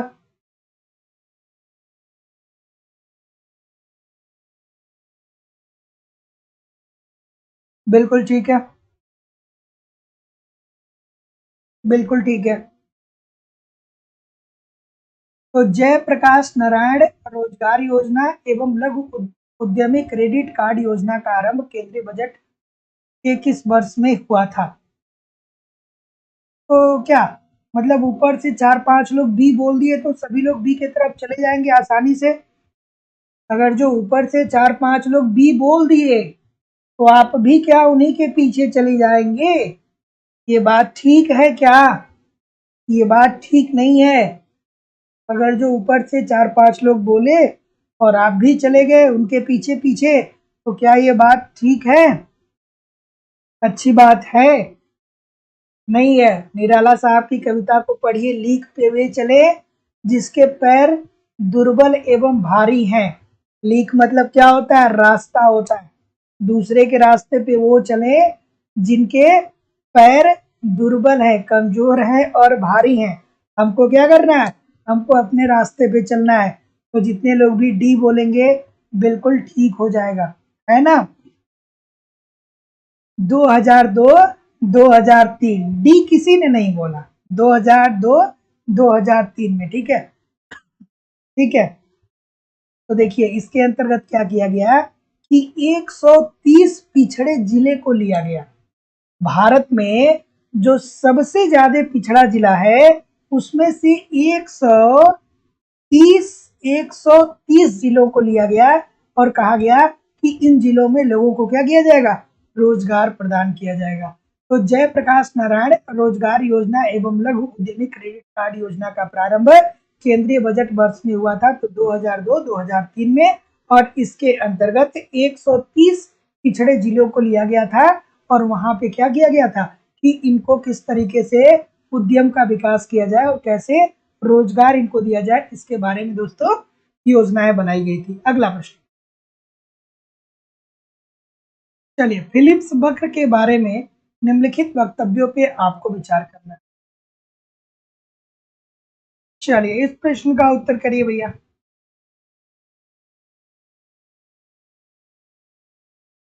ठीक है, पता है हिंदी साहित्य थोड़ा सा पढ़ना चाहिए, हिंदी पढ़ना चाहिए। मतलब जैसे निराला साहब हो गए, निराला जी हो गए, महादेवी वर्मा हो गई, ठीक है, और भी बहुत सारी कवित्री हैं या जो कविता लिखने वाले हैं, उनको पढ़िए। उसका एक अलग ही आनंद है। आप अपने क्षेत्र में कार्य करते रहिए, उसको पढ़ते रहिए। उससे आपको क्या मिलता है ना, उससे आप आपकी जिंदगी में आपको मोटिवेशन मिलता है ना? जैसे जब आप हरिश्चंद्र के बारे में, राजा हरिश्चंद्र के बारे में जब आप पढ़ते हैं तो आपको मोटिवेशन मिलता है कि त्याग की भावना कैसी होनी चाहिए। अब तो कॉन्वेंट में नहीं पढ़ाया जाता है। हम लोग को बचपन में पढ़ाया जाता था, अब कॉन्वेंट में नहीं पढ़ाया जाता है। कॉन्वेंट स्कूल में जिराफ का चित्र लगा करके और कहा जाता है कि अपने पेरेंट्स से क्या करना, इसमें कलर करवा के लाना। 500 प्रकार का कलर लगा दिया जाता है और एक कोई बड़ा सा पशु दे दिया जाता है, उस पशु को कलर करिए। तो जो नैतिकता की कहानियां थी वो अब क्या हो गई हैं? लगभग लगभग हमारे शिक्षा से खत्म होने जा रही हैं, खास करके प्राथमिक विद्यालयों से खत्म होने जा रही है। और ये हमारे देश का बहुत बड़ा दुर्भाग्य है, क्योंकि पहले क्या होता था कि जब हम लोग पढ़ते थे तो हम लोग के अंतर्गत ये नैतिकता थी कि बगल में कोई बैठा है अपना दोस्त, वो लंच बॉक्स नहीं लाया है तो हमने कहा कि चलो आओ ठीक है लंच कर लेते हैं, तुम नहीं लाए हो तो कोई दिक्कत नहीं। आजकल के बच्चे कैसे हैं? बगल वाला लाया है, खा रहा है कि नहीं खा रहा है उससे कोई मतलब नहीं है। ठीक है, तुम अपना काम करो, हम अपना काम करेंगे। तो नैतिकता का कहीं ना कहीं लोप होता चला जा रहा है हमारी शिक्षा व्यवस्था में परिवर्तन होने के कारण। अगला प्रश्न, चलिए इस प्रश्न का उत्तर करते हैं। तो जैसा कि मैं देख पा रहा हूँ, क्या उत्तर आ रहा है भाई? ऑप्शन नंबर बिल्कुल ठीक है, बिल्कुल ठीक है, बिल्कुल ठीक है। क्या बोल रहे हैं? डी बोल रहे हैं सभी लोग, एब्सोल्युटली ठीक है भैया। तो देखते हैं कि फिलिप्स वक्र के बारे में निम्नलिखित वक्तव्यों पे विचार करिए। तो ऑप्शन नंबर डी बिल्कुल ठीक है कि आर्थिक व्यवहार वास्तविक प्रतिफल का फलन होता है। बिल्कुल ठीक है। तो जितने लोग भी यहाँ पे डी बोल रहे हैं कि आर्थिक व्यवहार वास्तविक फलन प्रतिफल का फलन होता है। एब्सोल्युटली दोस्तों, बिल्कुल यहाँ पे ठीक है, ऑप्शन नंबर डी, अर्थात केवल 3 जो है वो सही है। बिल्कुल ठीक है, तो जितने लोग भी डी बोल रहे हैं सभी लोग का उत्तर यहाँ पे बिल्कुल ठीक हो जाएगा। अगला प्रश्न, इस प्रश्न का उत्तर करिए। ठीक है,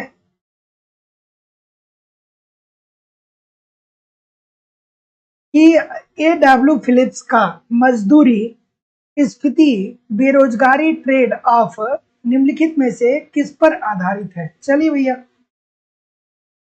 क्या उत्तर हो जाएगा? बिल्कुल ठीक है,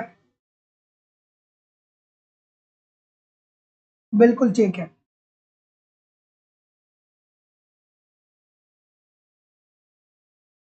जो लोग ए कह रहे हैं वो थोड़ा सा ध्यान दीजिएगा ये नीचे वाले पे। उपरोक्त कथनों में से कौन से कथन मुद्रावादियों के विचार की दृष्टि से सही हैं? तो लोग कह रहे हैं कि सर ये भी ठीक है, आप थोड़ा इसको भी पढ़िए, है ना?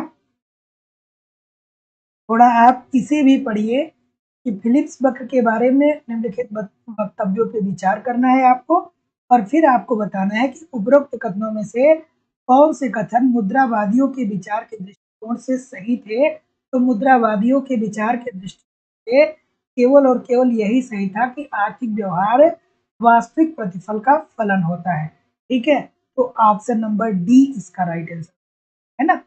अगला प्रश्न, चलिए इस प्रश्न का उत्तर करिए। चलिए इस प्रश्न का उत्तर करिए। क्या उत्तर होगा कि A.W. फिलिप्स का मजदूरी, स्फीति, बेरोजगारी ट्रेड ऑफ निम्नलिखित में से किस पर आधारित है? तो जैसा कि मैं देख पा रहा हूं, क्या उत्तर आ रहा है भाई? बिल्कुल ठीक है, बिल्कुल ठीक है। बेरोजगारी की दर तथा मुद्रा मजदूरी परिवर्तन के दर की बात करते हैं ना भैया, तो ये क्या है? स्थैतिक अपेक्षाएं परिकल्पना है। तो जितने लोग भी ए बोल रहे हैं सभी लोग का उत्तर बिल्कुल ठीक है। आई होप कि कोई गलत नहीं कर, सभी लोग यही बोल रहे हैं ना, तो जितने लोग भी ए बोल रहे हैं सबका उत्तर बिल्कुल ठीक है। अगला, कि यह अवधारणा की मौद्रिक मजदूरी, स्फीति और बेरोजगारी के बीच विपरीत संबंध है, किसने प्रतिपादित किया? सीधी सी बात है भाई, ये तो गलत नहीं होगा, गलत होना ही नहीं चाहिए। किसने कहा था कि मौद्रिक मजदूरी, स्फीति और बेरोजगारी के बीच विपरीत संबंध होता है? फिलिप साहब ने कहा था भाई। अगला, अभिकथन है और तर्क है, थोड़ा आराम से, थोड़ा आराम से और थोड़ा धैर्य से, थोड़ा आराम से और थोड़ा धैर्य से। ठीक है, अभिकथन दिया गया है और तर्क दिया गया है, थोड़ा आराम से और थोड़ा धैर्य से। क्या उत्तर आ रहा है भाई? कह रहा है कि मिल्टन फ्रीडमैन के अनुसार दीर्घकालिक फिलिप्स वक्र का ढलान ऊर्ध्वाधर होता है। बात ठीक है, और अगर जो ये बात ठीक है तो तर्क दे रहा है कि भावी मुद्रा स्फीति के बारे में प्रत्याशाएं ही दीर्घकाल में मुद्रा स्फीति और बेरोजगारी के बीच विकल्प की गैर मौजूदगी का मूल कारण है। चलिए भाई बताइए, तो जितने लोग भी यहाँ पे बी कर रहे हैं ना, सबका उत्तर बहुत अच्छा है और आप बहुत सही कर रहे हैं इस बात को। ठीक है, कि ए और आर दोनों सत्य है और आर ए का सही स्पष्टीकरण भी कर रहा है। इस प्रकार का मैं 5 दिन लगातार सेशन लेके करके आऊंगा। ठीक है, स्पेशल क्लासेस होंगी जो कथन और तर्क वाला क्वेश्चन, कथन और तर्क वाला जो क्वेश्चन बनता है। ठीक है, 5 दिन लगातार क्लास होगी, इसी प्रकार के केवल प्रश्न आपके एग्जाम में, सॉरी आपके स्क्रीन पे चलेंगे। तो वहां पे जो आपकी समस्याएं हैं वो दूर करने का प्रयास किया जाएगा। ठीक है, और बेसिकली आपको अगर जो कॉन्सेप्ट पता है तो आप इस प्रश्न का उत्तर कर पाएंगे, नहीं पता है तो भैया कैसे एक लाइन में 2 लाइन में इसको बताया जाए। तो मिल्टन फ्रीडमैन के अनुसार दीर्घकालिक फिलिप्स वक्र का ढलान ऊर्ध्वाधर होता है। भावी मुद्रा स्थिति के बारे में प्रत्याशाएं ही दीर्घकाल में मुद्रा स्थिति और बेरोजगारी के बीच विकल्प की गैर मौजूदगी का मूल कारण है। तो एब्सोल्युटली एब्सोल्युटली जितने लोग भी बी बोल रहे हैं बिल्कुल ठीक हो जाएगा। अगला, इस प्रश्न का उत्तर करिए।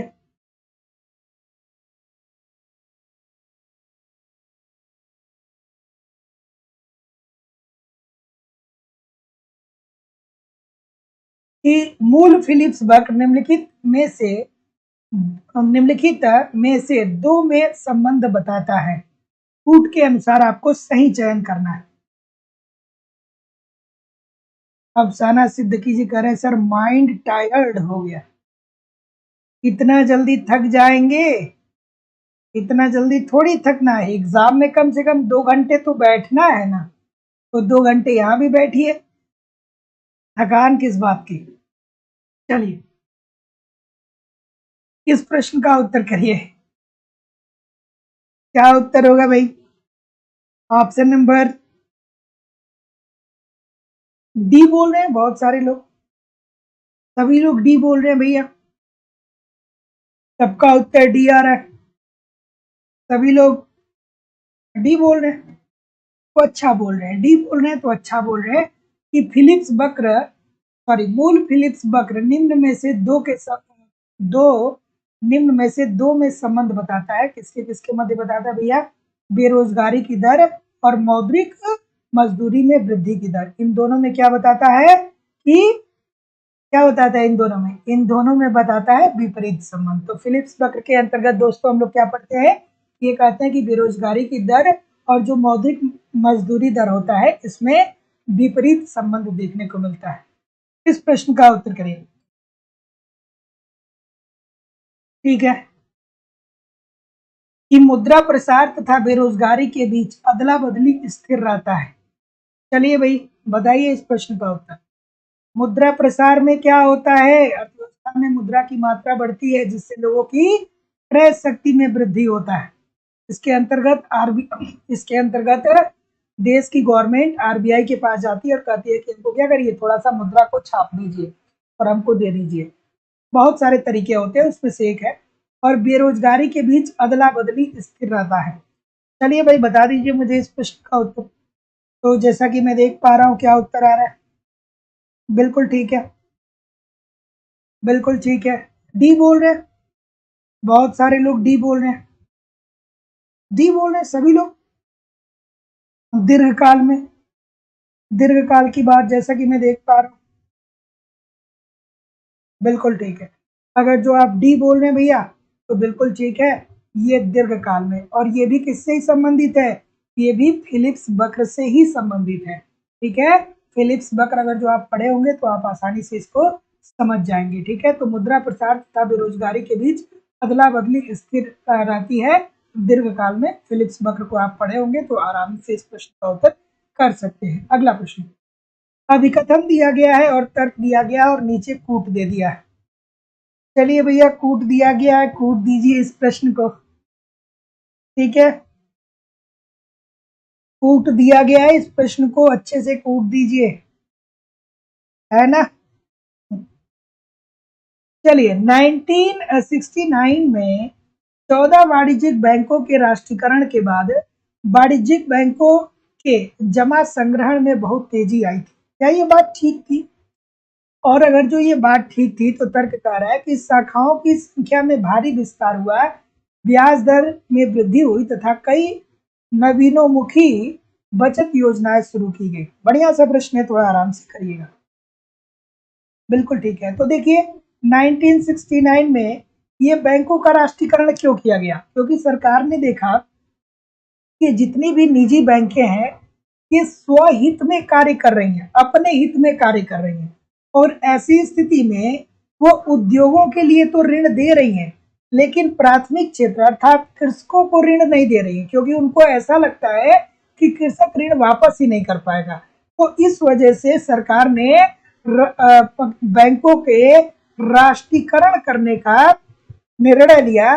तो जब 14 बैंकों का राष्ट्रीयकरण हो गया दोस्तों 1969 में, तो उसके बाद ये बैंक प्राथमिक सेक्टर अर्थात कृषि में भी ये क्या करने लगे, ऋण, कृषि क्षेत्र को भी ये ऋण प्रोवाइड करने लगे। ठीक है, आपसे पूछा जा सकता है, खास करके इंटरव्यू में पूछा जा सकता है, ये बताइए कि बैंकों का राष्ट्रीयकरण करने का क्या उद्देश्य था? राष्ट्रीयकरण में तो यही हुआ ना कि जो बैंक है तो भैया पहले जैसे कार्य करते थे वैसे ही कार्य करते रहेंगे, लेकिन कुछ टर्म एंड कंडीशन जो होंगे उनको इंडियन गवर्नमेंट का फॉलो करना पड़ेगा, आरबीआई का टर्म एंड कंडीशन उनको फॉलो करना पड़ेगा। ठीक है, चलिए इस प्रश्न का उत्तर करिए। तो जैसा कि मैं देख पा रहा हूं कि आप डी बोल रहे हैं, तो जितने लोग भी डी बोल रहे हैं एब्सोल्युटली ठीक है कि ए और आर दोनों सही है और आर ए की सही व्याख्या भी कर रहा है। तो देखिए 1969 में 14 वाणिज्यिक बैंकों के राष्ट्रीयकरण के बाद वाणिज्यिक बैंकों में जमा संग्रह में बहुत तेजी आई। एब्सोल्युटली ठीक है, कोई दिक्कत नहीं है।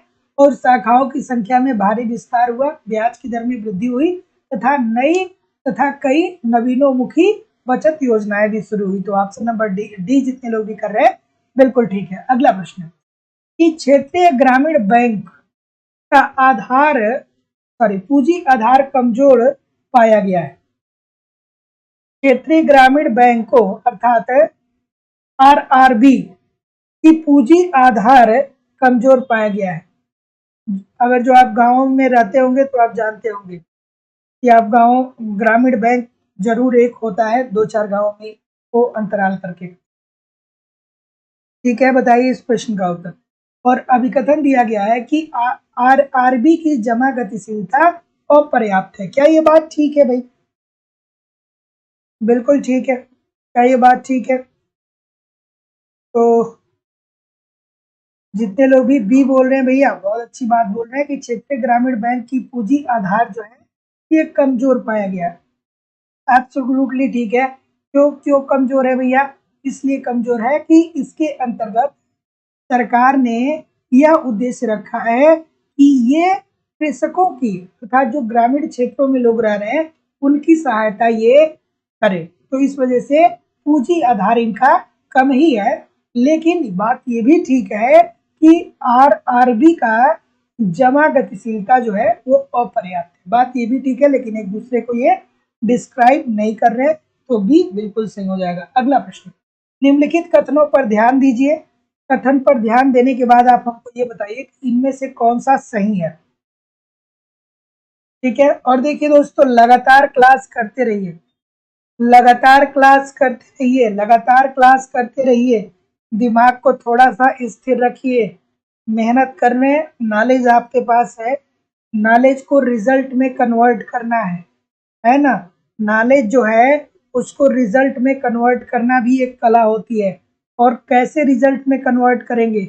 जब भी कोई प्रश्न आपके सामने आए तो उसको इस तरीके से पढ़िए कि दिमाग में और कुछ भी ना आए कि हम जानते हैं कि नहीं जानते हैं। उसको ईमानदारी से पूरा पढ़िए, जो कॉन्सेप्ट आपने पढ़ा है उसको रिवाइज करके उस प्रश्न का उत्तर दीजिए। ठीक है, चलिए इस प्रश्न का उत्तर करिए भाई। तो जितने लोग भी क्या बोल रहे हैं, अच्छी बात है भाई, ये बोल रहे हैं। तो देखिए देखते हैं, साख का सृजन नगदी रिजर्व अनुपात के विपरीत दिशा में परिवर्तित होता है। एब्सोल्युटली भाई बात बिल्कुल सही है। साख सृजन नगदी रिजर्व अनुपात के साथ धनात्मक रूप से परिवर्तित होता है। नहीं भैया, जब विपरीत रूप में हुआ धनात्मक कैसे हो जाएगा? ठीक है, बिल्कुल ठीक है। अगला है कि बंद पत्र कीमत और ब्याज की दर प्रतिलोम संबंधित होती है। बिल्कुल बात सही है। और बंद पत्र कीमत और ब्याज की दर में धनात्मक नहीं। तो जितने लोग भी क्या बोल रहे हैं यहाँ पे, एक और तीन बोल रहे हैं, एक और तीन बोल रहे हैं। तो जितने लोग भी एक और तीन बोल रहे हैं सभी लोग का उत्तर बिल्कुल ठीक है। ऐसे प्रश्नों के लिए कॉन्सेप्ट पढ़ना पड़ेगा, कॉन्सेप्ट नहीं क्लियर होगा तो एक लाइन में मैं नहीं बता पाऊंगा। कहीं भी आप लोग जाइएगा नहीं, कमेंट करके बताइए कितने प्रतिशत प्रश्न आपके सही हुए। और लाइव स्टडी इलाहाबाद के मोबाइल एप्लीकेशन पे दोस्तों आपको ए टू जेड इकोनॉमिक्स के सारे कॉन्सेप्ट पढ़ाए जा रहे हैं। अगर जो आपके कॉन्सेप्ट क्लियर रहेंगे, आपकी थियरी क्लियर रहेगी, तो आपको ऑब्जेक्टिव क्वेश्चन को सॉल्व करने में दोस्तों बहुत सारी कठिनाइयों का सामना नहीं करना पड़ेगा। ठीक है, ए टू जेड आराम से सारे कॉन्सेप्ट आपको एप्लीकेशन पे पढ़ाए जा रहे हैं। साथ ही साथ सिंपल सटीक और साधारण भाषा में ए टू जेड आपको सारे नोट्स दिए जा रहे हैं। बहुत सारे टेस्ट सीरीज दिए जा रहे हैं जिसके माध्यम से आप टेस्ट देंगे और समझ पाएंगे कि आपकी तैयारी कैसी चल रही है और आपके एग्जाम में किस प्रकार के प्रश्न पूछे आते हैं। प्रीवियस ईयर के सारे क्वेश्चन पेपर आपको दिए जा रहे हैं मेरे द्वारा और करंट भी आपका कवर कराया जा रहा है। मतलब ये मेरी जिम्मेदारी है कि सब कुछ आपको प्रोवाइड कराऊं, बशर्ते जितने चीजें दी जा रही हैं आपको ईमानदारी से उन सारी चीज़ों को पढ़ते रहिए, रिवीजन करते रहिए, सब कुछ कवर हो जाएगा। यूपी टीजीटी पीजीटी का अलग बैच चल रहा है, झारखंड टीजीटी पीजीटी का अलग बैच चल रहा है। दोनों बैचेज में आपके सिलेबस के अनुसार सारी चीज़ें पढ़ाई जा रही हैं और सबसे बड़ी बात है कि वैलिडिटी ऑफ कोर्स आपकी लाइफ टाइम है। इट मीन्स अगर जो आप एक बार एडमिशन लेते हैं तो आप हमारे साथ तब तक बने रहेंगे जब तक कि आपका सिलेक्शन नहीं हो जाता है। आगामी जो भी परीक्षाएं हैं, जीआईसी की है, एलटी की है, असिस्टेंट प्रोफेसर की है, यूजीसी नेट, हमेशा आप हमारे साथ बने रहेंगे और हर कंटेंट को प्रोवाइड कराना हमारी जिम्मेदारी होगी। तो एडमिशन लेने के लिए 2000 रुपये आपको इस नंबर पे पेमेंट करने होंगे, 9415 863 873 पे। गूगल पे, फोन पे या पेटीएम के माध्यम से आप पेमेंट करेंगे और इसका स्क्रीनशॉट आपको इसी व्हाट्सएप नंबर पे सेंड करना होगा। कोई भी इंक्वायरी होगी तो इस नंबर पे आप मुझे कॉल कर सकते हैं या व्हाट्सएप मैसेज कर सकते हैं। दोस्तों, जो लोग भी कॉन्सेप्ट की क्लास में एडमिशन लिए हैं या लेने वाले हैं, मैं आपसे कहूंगा कि कम से कम 1 घंटे रोज एप्लीकेशन पे वीडियो की एप्लीकेशन पे कॉन्सेप्ट की क्लास को 1 घंटे कम से कम, ज़्यादा हो सके तो पढ़ लीजिए, लेकिन मिनिमम 1 घंटे पढ़ा करिए। साथ ही साथ आपको जितना नोट्स दिया गया है 50 मिनट नोट्स को जरूर वहाँ पे पढ़िए। आपको इतने सारे टेस्ट सीरीज दिए गए हैं, एक टेस्ट पेपर आप रोज वहाँ पे अटेम्प्ट करिए, भले से दोबारा ही अटेम्प्ट करना पड़े। प्रीवियस ईयर क्वेश्चन पेपर दिए गए हैं, प्रीवियस ईयर क्वेश्चन पेपर को भी आप वहाँ पे देखते रहिए, ठीक है। यूट्यूब की क्लास देखते रहिए। सारे प्रोसेस को करने में आपको 3 से 4 या 5 घंटे लगेंगे और इतना आप कर लेंगे तो कहीं भी इधर उधर से दोस्तों प्रश्न आपका पूछने वाला नहीं है, सारी चीजें आपकी कवर होने वाली है। अगर जो आपको इकोनॉमिक्स का अलग से नोट्स चाहिए तो अवेलेबल है, ये सीरीज अलग से भी अवेलेबल है और प्रीवियस ईयर के क्वेश्चन पेपर अलग से अवेलेबल है। तो सब कुछ अलग से भी आप परचेज कर सकते हैं, लेकिन आप कॉन्सेप्ट की क्लास परचेज करेंगे तो सारी चीज़ें आपको वहाँ पे मिलेंगी। तो ईमानदारी से दोस्तों, अगर जो आप एडमिशन लिए हैं या लेने वाले हैं तो वहाँ पे एप्लीकेशन पे पढ़ते रहिए और यूट्यूब पे प्रैक्टिस करते रहिए, ठीक है। और अब संतुलित समय है, समय को बर्बाद नहीं करना है, ठीक है, क्योंकि बहुत सारे लोग ऐसे होते हैं कि जो अननेसेसरी चीज़ों को पढ़ते हैं, जिन चीज़ों को पढ़ने की ज़रूरत नहीं है उनको भी वो पढ़ लेते हैं। तो भैया, अगर जो अननेसेसरी चीज़ों को पढ़ेंगे तो इतने सारे यूनिट हैं आपके पेपर में आते हैं, आप सारी चीज़ों को तैयार नहीं कर पाएंगे। तो निवेदन है, जो भी पढ़िए ऑथेंटिक पढ़िए, ठीक है। चलिए, कमेंट को मैं देख पा रहा हूँ। जयंत कुमार जी, निरुपमा जी, तस्नीम जी, रश्मि तिवारी जी, सीमा माथुर जी, चंद्रजीत जी, बबीता जी, सोहन जी, शोभा जी, विकास जी, मौसम जी, अफजल हसन जी, तस्नीम खान जी, निक्की जी, IM जी, वैभव जी, रेणु जी, निरुपमा जी, आशुतोष जी, अमरीश जी, ललिता जी, अफसाना सिद्दीकी जी, अभी चौधरी जी, ठीक है, लाल बहादुर जी, रजनी शर्मा जी, 80% अभी चौधरी जी है तो अच्छा है, ठीक है, बढ़िया है। विकास कुमार जी, मनोज कुमार जी, रुखसार खातून जी, सुरेंद्र जी, रागनी शर्मा जी, चंद्रजीत जी, शिवानी श्रीवास्तव जी, ललिता जी, लाल बहादुर जी, अफसाना सिद्दीकी जी, Anjana Kashyap ji, Devendra ji, Chhatri Bhanwar ji, Vikas Kumar Mishra ji. Thank you very much everybody. मिलेंगे कल शाम को 7 बजे एक नए उत्साह, नए एनर्जी के साथ। Ranju Gaur ji, Sunil Chaudhary ji, thank you very much everybody. मिलेंगे कल शाम को 7 बजे एक नए उत्साह, नए एनर्जी के साथ। अभी तक वीडियो को लाइक शेयर नहीं किए हैं तो लाइक शेयर करते हुए जाइए। नमस्कार दोस्तों, धन्यवाद।